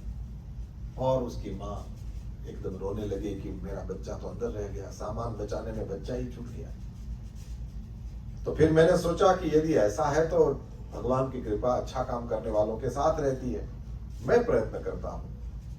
और कहते हैं पूरे जलते हुए उस घर में मैं घुसा, और दूसरे तीसरे कमरे में खोजा, वहां पर वो बच्चा अतिशय गर्मी के कारण एकदम वो पसीने से तर, और ऑलमोस्ट उसकी स्किन जो है उसको बर्न होने लगी थी, और दौड़ करके मैंने उसको उठा लिया, और वही सेकंड्स में काम करना था, उसको पकड़ करके मैं एकदम जितना हो सके मैं उसको बचाते हुए चला। उसमें एक जोर से वो जो लकड़ा है वो लकड़ी गिरी, तो अपने को बचाने के हिसाब से मैंने हाथ ऐसे कर दिया, और वो लकड़ी वो क्योंकि जल ही रही थी तो फिर मेरे हाथ को भी जला दिया, लेकिन मैं बच्चे को बचा पाया, वो अभी स्वस्थ है। मेरे को बताओ इस छोरे की सगाई होगी कि नहीं होगी? हो जाएगी, हाथ खराब हो, नहीं तो आजकल तो मतलब जो बाकी है वो छोड़ो, ध्यान रखना। इसकी सगाई होगी, क्यों होगी? हाथ तो खराब है। बोले बाहर का सौंदर्य ही सौंदर्य नहीं होता, अंदर का सौंदर्य कुछ साल बाद पता चलता है। लेकिन यदि पहले ही पता चल जाए कि ये अंदर से इतना अच्छा लड़का है, इसके लिए तो लाइन लगेगी। ये भगवान महादेव का सौंदर्य है। कोई जहर पीने से गला बढ़िया नहीं दिखता भाई, और स्कार्फ बाप कुछ ऐसा करना पड़े, और इन्होंने किया भी है। क्या लिखा है? लसज भाल बालेंदु, कंठ में भुजंग है, तो काले पे काला लपेटने से कुछ काला ढकने वाला था क्या, कि गोरा साफ था? ना, सांप तो नॉर्मली ऐसे ही होते हैं ना, इसमें अच्छा क्या है, उसका भी कारण है, वो भी हम देख लेंगे। लेकिन ये देखें कि देखो ये इतने बड़े शरीर में ये इतना सुंदर सफेद शरीर, जैसे बर्फ का पहाड़ हो ऐसे भगवान महादेव सुंदर है, और उसमें इतना ही काला है और फिर भी सुंदर लगता है, नीलकंठ कहते हैं। भगवान महादेव का सौंदर्य ये जो है वो बाहर का सौंदर्य नहीं है, लेकिन ये अंदर का है। क्यों? बोले आपने जहर पिया जीवन दिया, कितना उदार आयो शरण तिहारे प्रभु। भगवान महादेव ने ये विष पी करके वास्तव में जीवन दिया है सबको, इसलिए यह सौंदर्य, सफेद शरीर में ये इतना काला होना अच्छा नहीं है, लेकिन बोले भगवान महादेव ने ये जो काम किया है उससे उनके चरित्र का सौंदर्य दिखता है, और इसलिए ये अच्छे लगते हैं। इसलिए लावण्य निधि, क्योंकि सौंदर्य केवल बाहर का नहीं होता, अंदर का भी होता है। और इसलिए जिनके विवाह के कुछ साल बीत गए हैं उन लोगों को पता होगा कि वो पहले तो कुछ नहीं जानते थे, है ना। पहले जो था वो उसको अट्रैक्शन ही बोलेंगे, फिर धीरे धीरे एक दूसरे के स्वभाव की अच्छी बाबतों का पता चलने लगा, एंड देन लव स्टार्ट्स। तब तक क्या ये कोई बेज नहीं हो तो प्रेम कहाँ खड़ा रहेगा। और चरित्र के गुणों के आधार पर ही प्रेम हो तो ही मतलब है, हाँ जी, बाकी इसका कोई मतलब भी नहीं होता है। और इसलिए डे बाय डे, और मैंने प्रायः देखा है इस तरह से कहते हैं, तुम नहीं हो तो मैं नहीं होता, ऐसे बोलते हैं। ये शुरुआत में नहीं हो सकता था। क्यों नहीं हो सकता था? बोले तब पता ही क्या था कि ये कैसा है या कैसी। भगवान महादेव में जो सौंदर्य है प्रभु, वो बाहर का तो है ही है। ये सिर से गंगा का निकलना, दिव्य चंद्रमा का होना, पहाड़ जैसे, बर्फ के पहाड़ जैसे दिखना, और ये सारी बातें तो है ही हैं। लेकिन फिर ये खास उल्लेख करते हैं कि इनके शरीर में इतना जो है वो ब्लू हो गया है। क्यों? बोले ये अंदर वाले सौंदर्य की बात है, ये अंदर का सौंदर्य है कि इन्होंने जहर पी करके सबको जीवन दिया है। फिर कंठे भुजंगा, ये सांप को क्यों लपेटते हैं? तो don't try this at home, लेकिन मैंने ऐसा सुना है कि सांप का जो शरीर होता है वो बहुत ज्यादा ठंडा होता है। Again don't try this at home.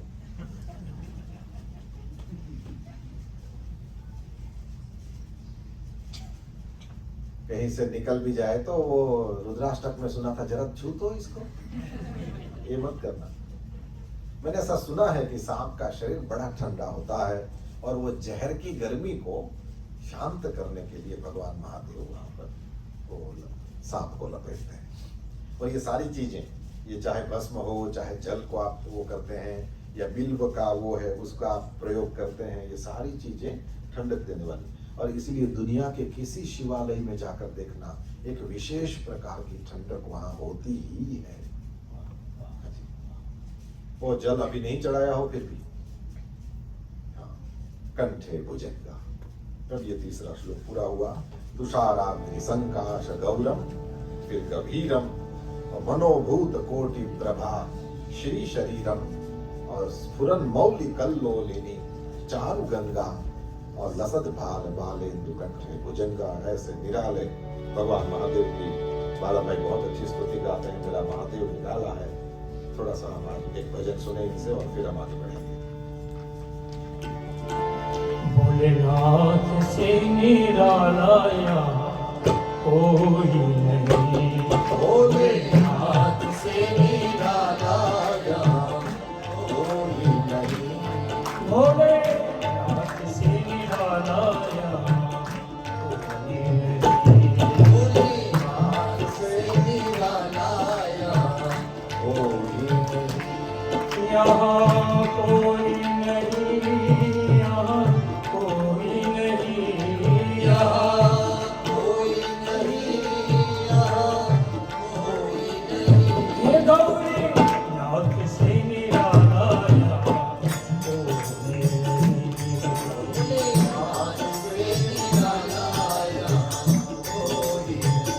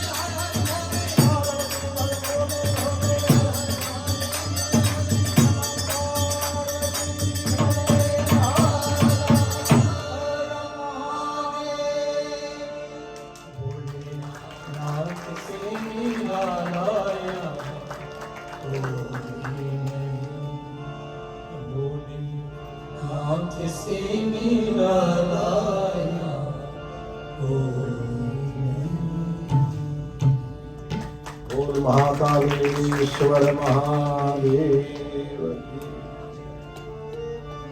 परमात्मा भगवान महादेव निराले हैं, उनसे निराला, उनसे यूनिक, उनसे अलग कोई नहीं है। चाहे उनके स्वरूप की बात हो, वे निराले हैं, चाहे उनके स्वभाव की बात हो, वे एकदम निराले हैं, चाहे उनकी सामर्थ्य की बात हो, भोलेनाथ जैसा कोई नहीं है, चाहे उनकी शक्ति की बात हो, चाहे उनकी संपत्ति की भी बात हो। पता है, ये लंका उन्होंने अपने रहने के लिए बनाई थी। जिसमें रावण रहता है, वो लंका शिव जी ने अपने रहने के लिए बनाई थी। पार्वती ने एक बार कहा, पार्वती जी की क्या अपने घर मजा न था तो बेचारो शंकर भगवान काम में लगी जाए। पार्वती ने कहा ये विष्णु भगवान देखो, ब्रह्मा जी देखो, सब लोग हम कितना फाइन फाइन તમે સૌ કશું કરતા જ नहीं। शंकर भगवान ने कहा तेरी इच्छा क्या है बता। बोले ये पहाड़ पे ऐसे ही जहाँ देखो बर्फ बर्फ बर्फ, ये बैल बैठा है, मैं हूँ, आप हो, ये क्या है, इसमें क्या मजा आता है। चाहती क्या है ये बोलना। बोले कोई बढ़िया घर हो। शंकर भगवान ने कहा इसमें कौन बड़ी बात है, आइलैंड खरीद के देते हैं। तुम किसकी बेटर आप हो पता है तुमको। तो लंका, अब वहां पर वो सोने की लंका बनवाया, और ये शिव जी को तो क्या था, विश्वकर्मा को बुलाया, विश्वकर्मा को कहा कि हमारे रहने के लिए बढ़िया घर बनाओ, और फिर उन्होंने शुरू कर दिया। सुंदर लंका का निर्माण हुआ। विश्वकर्मा ने भगवान महादेव को भगवान महादेव को विनती करी है, प्रभु आपको ठीक लगे तो आप, मैंने मकान बना दिया है और आप वो उस नगर में आप पदार्पण करो। भगवान महादेव पधारते हैं, एक एक जगह पर वास्तु के अनुसार सारा कुछ दिखाया गया। बहुत प्रसन्न हुए, वाह विश्वकर्मा तुमने पार्वती को प्रसन्न कर दिया होगा। पार्वती की ओर देखते महादेव कैसा बना, कोई चेंज करना है, कहीं कुछ खिड़की लगाना है, कोई है ना, मैंने आवो सोना गमे ले आओ जा।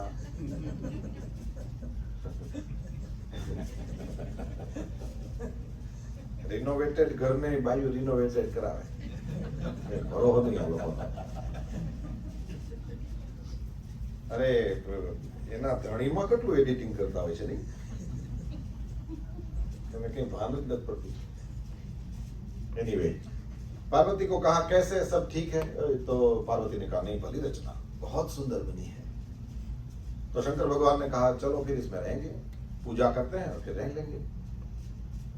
तो बोले वास्तु पूजा करना पड़ेगा, वास्तु पूजा के लिए ब्राह्मण बुलाओ। बोले हमको कहीं और ब्राह्मण खोजने जाने की जरूरत नहीं है, ये रावण रोज आता है, रोज शंकर भगवान पे लोटा जल चढ़ाता है, महादेव को प्रणाम करता है। तो ये रहा ब्राह्मण, अपना तो रोज आता है, सामने से ही आता है, किसी को बोल दो ये पूजा कराएगा। अब रावण ने वो वास्तु पूजा कराया, स्वाहा स्वाहा करता था, लेकिन यूं देखता भी था कि भगवान पण गजब छे, सरस बनाई। और ब्राह्मण भोले होते हैं, हाँ तो बोलना मत कुछ। एक भूदेव नहीं, वो जजमान के घर गए तो जजमान ने पूछा कि महाराज भोजन कर लोगे कि सीधा बांध दे आपको। तो बोले सीधा बांधो तब तक भोजन कर लेता हूं। ठीक है ना, आपका ज्यादा कल्याण हो, भावना ये है, कुछ मत बोलना इधर उधर। तो वो यूं यज्ञ करा रहा था और इधर उधर देख शंकर भगवान ऐसे ऐसे कर रहा था वो। तब तक उसके मन में योजना बन गई। तो जैसे ही यज्ञ पूरा हुआ, शंकर भगवान, पार्वती ने कहा हे भूदेव आपको हम प्रणाम करते हैं, और चपटी बबूत में खजाना कुबेर का, बताओ क्या दें आपको दक्षिणा में। रावण ने कहा आप नहीं दे पाएंगे। अरे शंकर भगवान ने कहा मेरे से क्या। तो बोले नहीं महाराज वो मेरे को जो चाहिए नहीं दे पाएंगे। तो शंकर भगवान का बोल तो सही।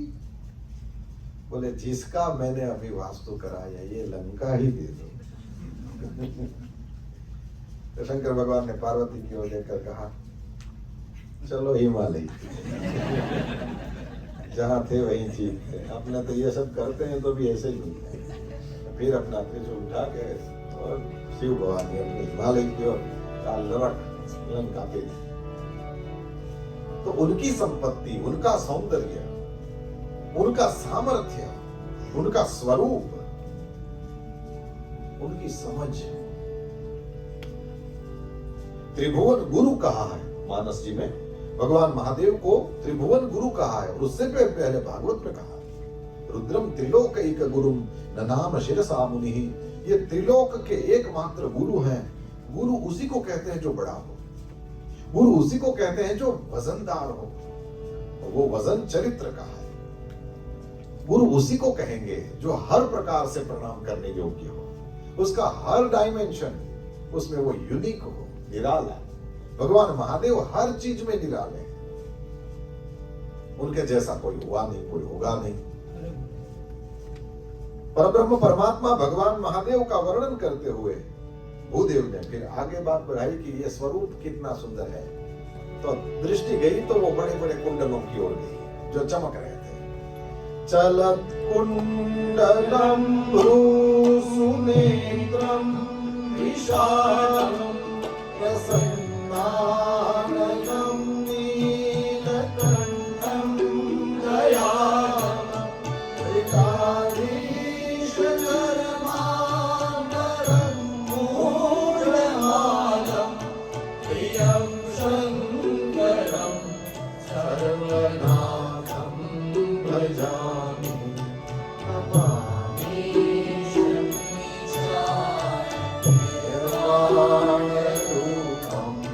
विमुक्त्यापतं ब्रह्मवेदस्वरूपं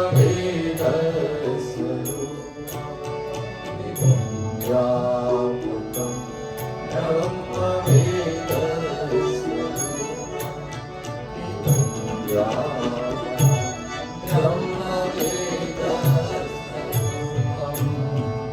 वैसे तो अभिशाप दिया हुआ है, लेकिन ऐसे शिव को देखकर, अपने इष्ट देव को देखकर और उसकी इस लीला को देखकर बिल्कुल भी प्रभावित नहीं हुए भूदेव, और उनके चमचमाते हुए कुंडलों का दर्शन करते हैं। जैसे वैसे तो अत्यंत क्रोध में अभी अभी हिरण्यकशिपु की छाती को चीरा है और उसके मुर्दे को इस तरह से फेंका है और करते हुए नरसिंह भगवान, और इतना भयंकर कि देवता नजदीक भी नहीं आ पाते। लेकिन प्रहलाद देखो, इतना प्यार से स्तुति के शब्द देखना भागवत में, कहते हैं मेरे को इससे कोई डर नहीं लगता। ना हम विभेमी, भागवत में ना हम विभेमी, मुझे कोई इससे डर नहीं लगता। मैं डरता तो इस संसार से हूं, क्योंकि आंखें मुझे रूप की ओर खींचती हैं और हाथ स्पर्श की ओर, नाक गंध की ओर और जिह्वा मुझे रस की ओर खींचती है। महाराज मेरी नाक किसी गंध की, इस तरह से मुझे चारों ओर से ये इंद्रियां की डर इसका है, आपका नहीं है। और छोटे से बच्चे के साथ कभी कभी माताएं खेलती हैं तो उसको डराती हो उस तरह से करती, कभी बच्चा डरता नहीं, वो और जोर से खिलखिला कर हंसने लगता है। ये क्या है बोले, उसको पता है वो इस तरह से खेल ही रही है, ये है तो मां। प्रभु से कोई डर नहीं है, अभी दारुण श्राप दिया है, लेकिन फिर भी कहते हैं भगवान महादेव के उन चमचमाते हुए कुंडलों को देखते हैं। क्या भगवान महादेव का दिव्य स्वरूप रहा होगा। ये चमचमाते हुए कुंडलों को देखकर कहते हैं चलत कुंडलम।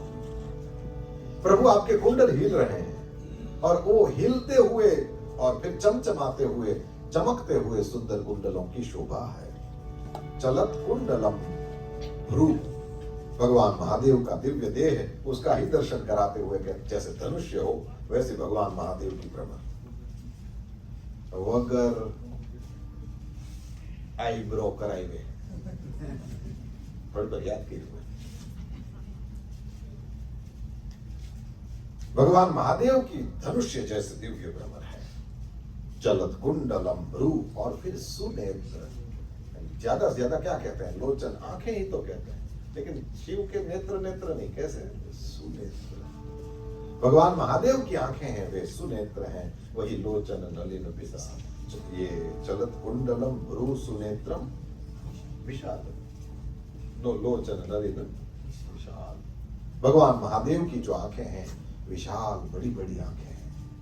ये भरतनाट्यम वगैरह जो करती है ना बच्चियां, वो तैयार जो होती है तो उनको आपने देखा होगा तो आपको पता होगा, वो यहाँ पर वो काजल जो है उसका थोड़ा सा और ये गणेश जी का और देवी माँ का, राम भगवान का, शंकर भगवान का प्रातः स्मरण होता है। प्रातः स्मरामि करके श्लोक शुरू होते हैं, ये YouTube पे खोजना मिल जाएंगे। उसमें जो राम भगवान का प्रातः स्मरण का श्लोक है, उसमें राम की आंखों का वर्णन है। उसमें ये विशालम की बात लिखी है। राम भगवान की आंखें कैसी थी, लिखा है कर्णांत दीर्घ नयनम, कान को छू जाने वाली बड़ी बड़ी आंखों वाले। अब किसी की आंख ऐसी थोड़ी होती है, लेकिन भगवान राम की आंखें कितनी बड़ी, बोले ये इस एंगल से देखें तो कान और उसके बीच में कोई अंतर नहीं दिखता। तो कर्णांत दीर्घ नयनम, नयनाभिरामम, ऐसे नाम है। प्रातः स्मरामि रघुनाथ मुखारविंदम। रघुनाथ का मुखारविंद उसको याद करता हूं तो उस मुख में रही हुई बड़ी बड़ी आंखें भी दिखती हैं। इसी तरह से सुनेत्रम और विशालम, बड़ी बड़ी आंखों का होना ये बहुत ही अद्भुत। जब बड़ी आंखें बोलते हैं तो बांके बिहारी बिना याद आए नहीं रहता। नहीं?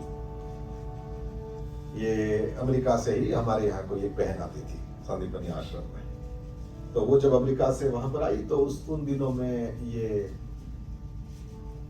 बड़ी आंखों का कोई फिल्म का गाना था,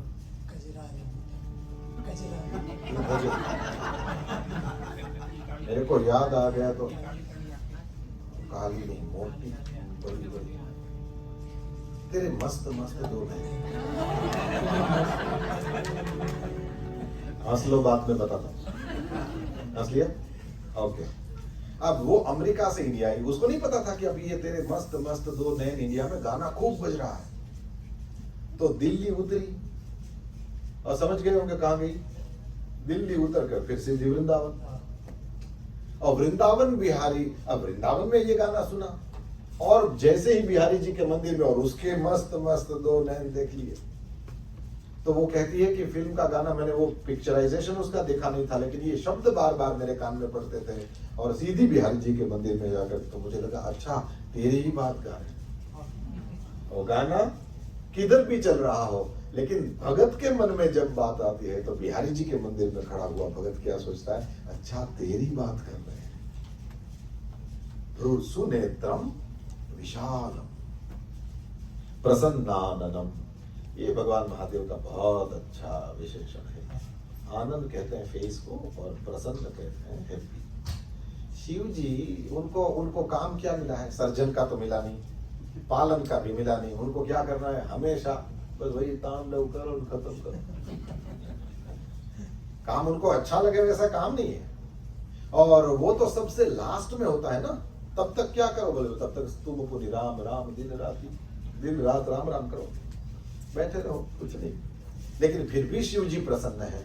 शायद मैं रोज एक कोई ना कोई पर्सनालिटी डेवलपमेंट की आपको बात कहता हूँ, ये प्रसन्नानंद को पकड़ना। परिस्थितियां कभी भी तुम पकड़ नहीं सकते, ये आनी जानी है। उन परिस्थितियों में भी ये नहीं लिखा है कि भगवान महादेव जब जहर पी रहे थे तो रो रहे थे। भगवान महादेव जहर पीने के बाद में पार्वती के पास बैठकर रोने लगे, ये मैंने जल्दी में क्या कर दिया, ये मेरे को नहीं करना चाहिए था ना। ये जो कुछ भी करते हैं परम विवेक में करते हैं। भगवान महादेव प्रसन्नाननम, ये हमेशा ही हैप्पी फेस में होते हैं। हमेशा जब देखो वे आनंद में ही होते हैं, और उसका कारण है वे नित्य भगवान के नजदीक होते हैं। किसी भी परिस्थिति से विचलित नहीं होते। ये तुषारा त्रिसंकाश गौरम गंभीरम, ये स्थिर रहने वाले देवता है। ये हमको आपको सबको काम लगने वाली बात है।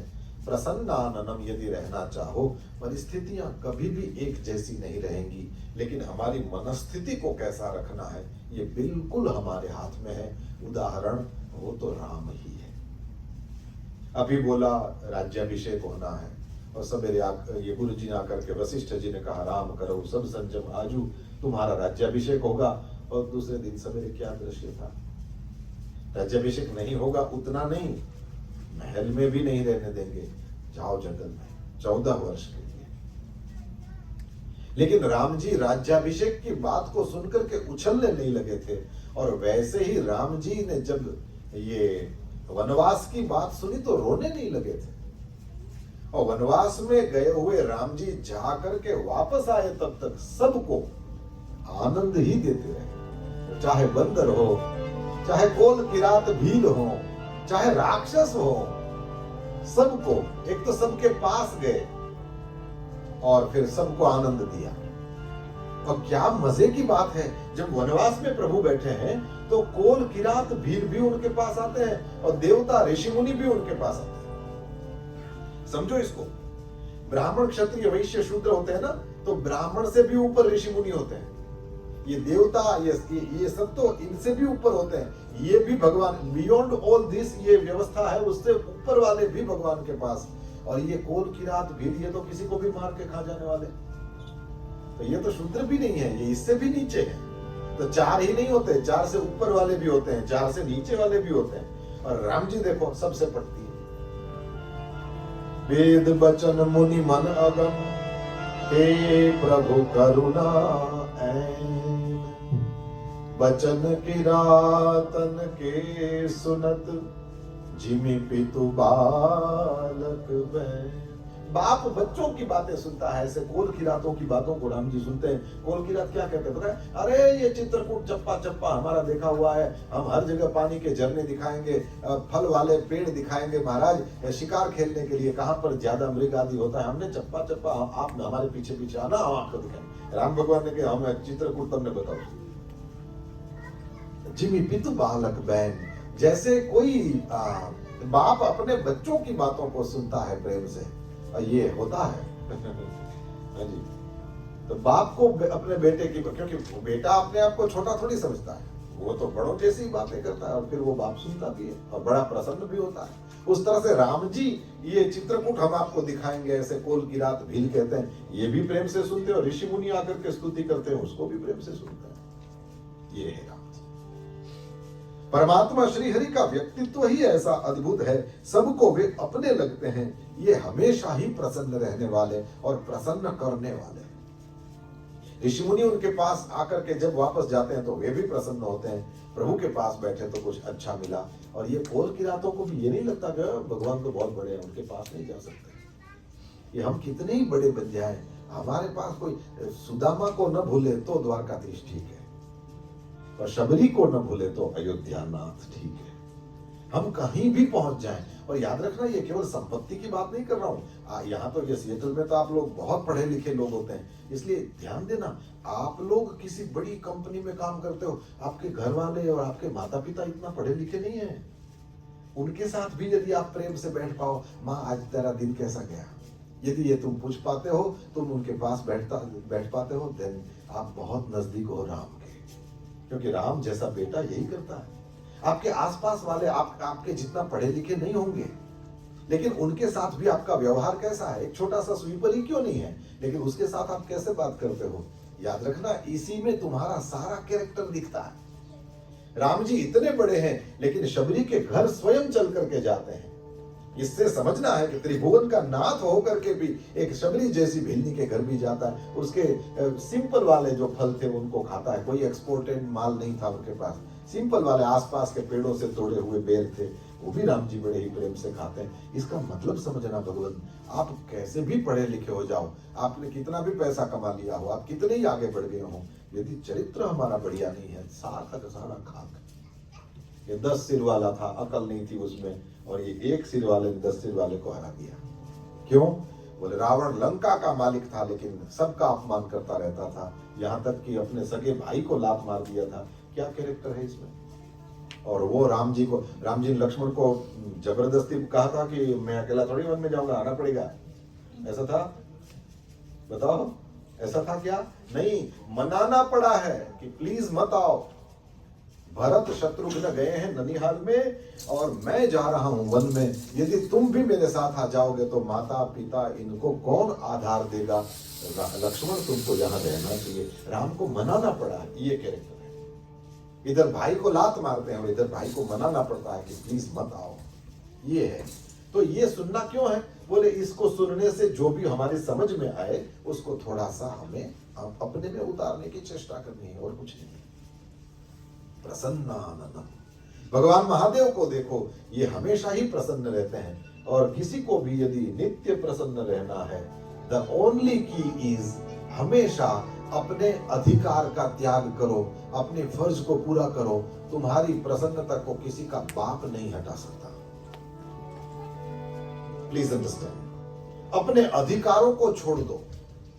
नहीं तो मैं कह रहा हूं, अब ये अयोध्या जी में राम जी यदि थोड़ा सा भी इधर उधर होते कि नहीं जाना है वन में, चलो क्या कर लोगे, क्या होता? नहीं, राम जी ने अपने अधिकार का त्याग किया, इसलिए पूजा जाता है। और डोंट फॉरगेट, ये कम से कम 9.25 लाख साल पहले के हैं राम जी। 4,32,000 का वर्षों का कलयुग होता है, उसमें से 5,000 साल बीत गए, और 4,32,000 से डबल ये द्वापर युग होता है, 8,64,000 वर्ष, उसमें कृष्ण भगवान हुए थे। और उससे पहले त्रेता युग होता है, त्रेता युग के एंड में भी यदि राम हुए हों तो बीच में 8,64,000 वर्ष का द्वापर और 5,000 साल कलयुग के गए। मिनिमम राम यानी 8.25 लाख साल पुराना व्यक्तित्व। आज भी राम का नाम लेके हम आनंद मनाते हैं क्योंकि कैरेक्टर ही ऐसा था। ये जितना जल्दी हम पकड़ पाएंगे हमारे जीवन में राम आ जाएंगे। अधिकार का त्याग और जहां तक बन पड़े फर्ज पूरा करो, जैसे भी कर पाओ करो, अपनी निष्ठा से जितना हो सके करो और किसी को छोटा नहीं समझना, सबके साथ प्रेम से बात करना। वो उसके भाग्य में नहीं है इसलिए स्वीपर बना हुआ है, जीवन उसने भी देखा होता है, अच्छी बातें उसके पास भी होती हैं, बल्कि कभी कभी ज्यादा होती है। सुख सुला देता है, दुख जगाता है। इसलिए हमेशा ही किसी भी व्यक्ति को उसकी किसी पैसा, पोस्ट या उसका रूप देखकर, उसका शरीर देखकर उसको किसी को हल्का नहीं समझना, किसी को ऊंचा भी नहीं समझना। पास बैठो, उसका कुछ अनुभव हो, उसके बाद में ही निश्चित किया जाए कि ये कैसा है। और भगवान महादेव नित्य प्रसन्न, जहर पिया हुआ कोई देवता है और वो प्रसन्न बैठा है, वो दवाई पीने के बाद चेहरा कैसा हो जाता है? दवाई पीने के बाद चेहरा खराब हो जाता है, ये जहर पीने के बाद प्रसन्नाननम बैठे हैं, तो इसका मतलब है प्रसन्नाननम नीलकंठम। ये नीलाकंठ हुआ ही इसलिए है कि किसी के दुख में साथ खड़े रहे थे। और मजा देखो, इसी समुद्र मंथन से जहर निकला, इसी को भगवान महादेव ने पी लिया। तो भगवान महादेव ने जैसे ही जहर पी लिया तो फिर से इन लोगों ने समुद्र मंथन का प्रारंभ किया और उसमें कामधेनु गाय निकली, ऋषि मुनियों को दे दी। पारिजात का वृक्ष निकला, स्वर्ग में गया। अप्सराएं निकली है, स्वर्ग में गई हैं। और इस तरह से उच्च ही श्रवा घोड़ा निकला तो दैत्यों ने रख लिया। ऐरावत नाम का हाथी निकला तो ये देवताओं ने रख लिया। बहुत सारी चीजें निकली। कौस्तुभ मणि निकला, भगवान विष्णु ने अपने गले में पहना है।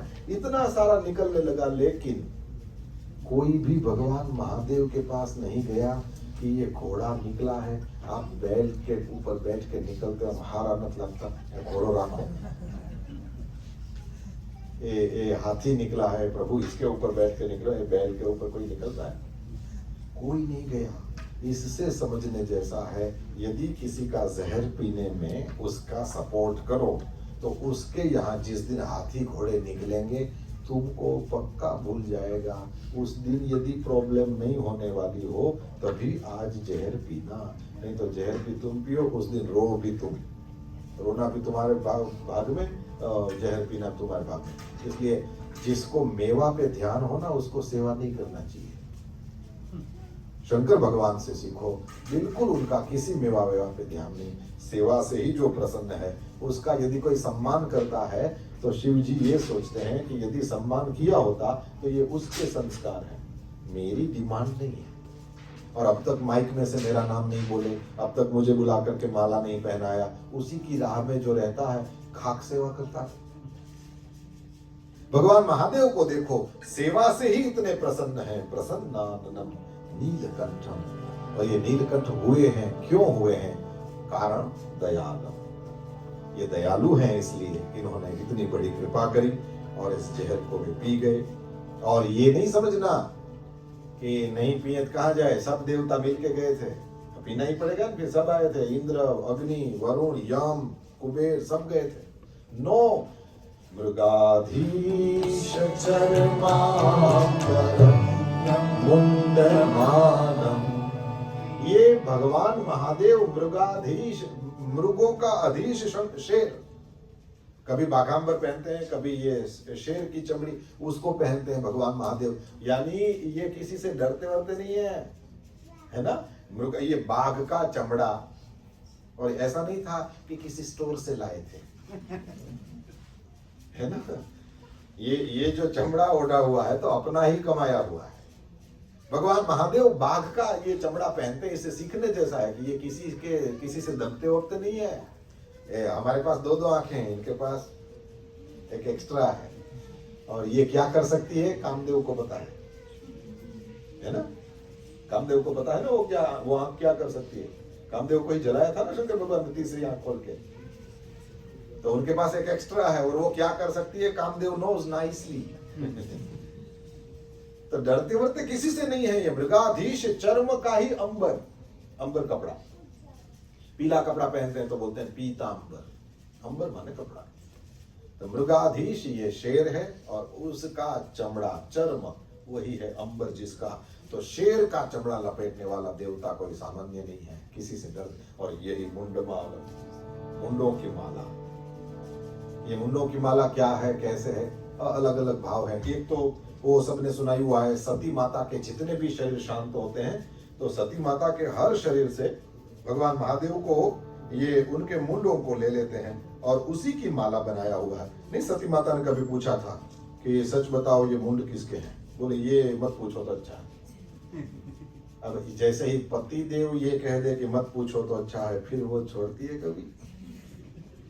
बताना ही पड़ेगा। तो फिर शंकर भगवान ने कहा बहुत शौक है, सुन ले, ये तेरे ही है, मेरे कैसे हैं?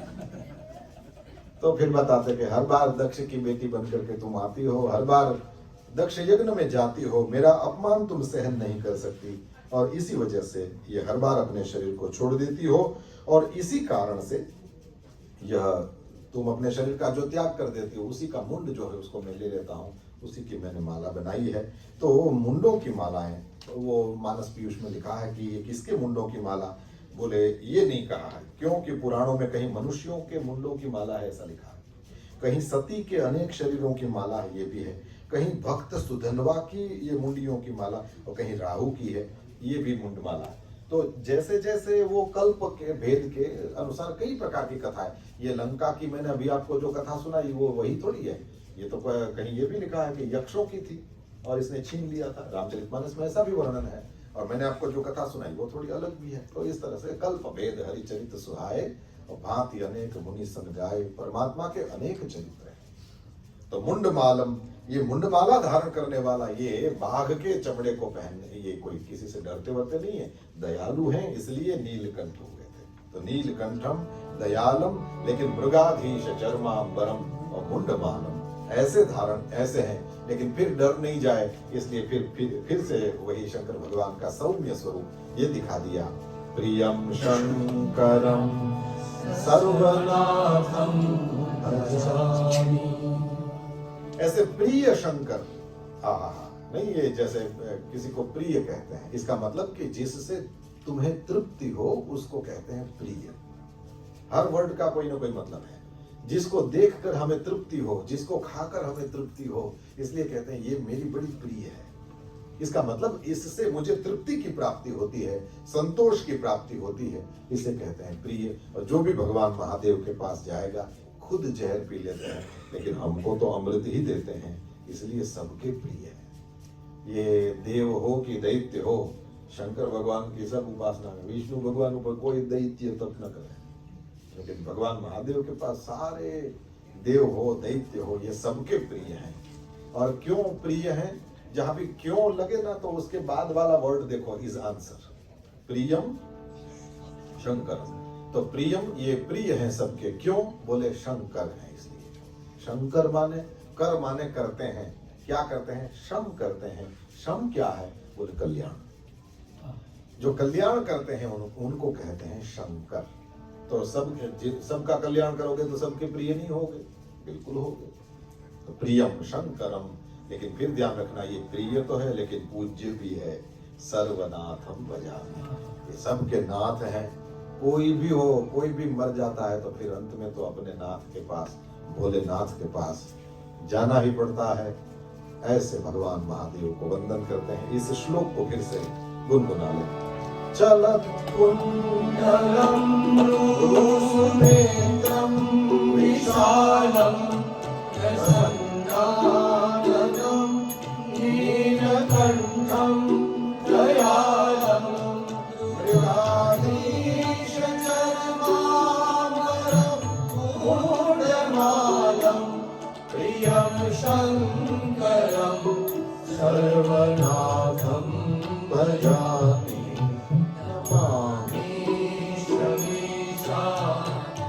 निर्वाण रूपम एवं व्यापकम ब्रह्मवेद स्वरूपम निजं निर्गुणं निर्विकल्पं निरीहं वासं भजेऽहं नमामि शमीशा निर्वाणरूपं एवं व्यापकं ब्रह्मवेदस्वरूपम् एवं व्यापकं ब्रह्मवेदस्वरूपम् एवं व्यापकं ब्रह्मवेदस्वरूपम्। ऐसे भगवान महादेव को वंदन करते हैं। आज और 2 श्लोक कर लिए, कल फिर आगे वाली यात्रा होगी। 2 मिनट के लिए भगवान महादेव को याद करके फिर हम आरती करेंगे। चंद्रशेखराय नमो चंद्रशेखराय नमः चंद्रशेखराय नमो चंद्रशेखराय नमः हर हर हर हर हराय नमः गंगाधराय नमो गंगाधराय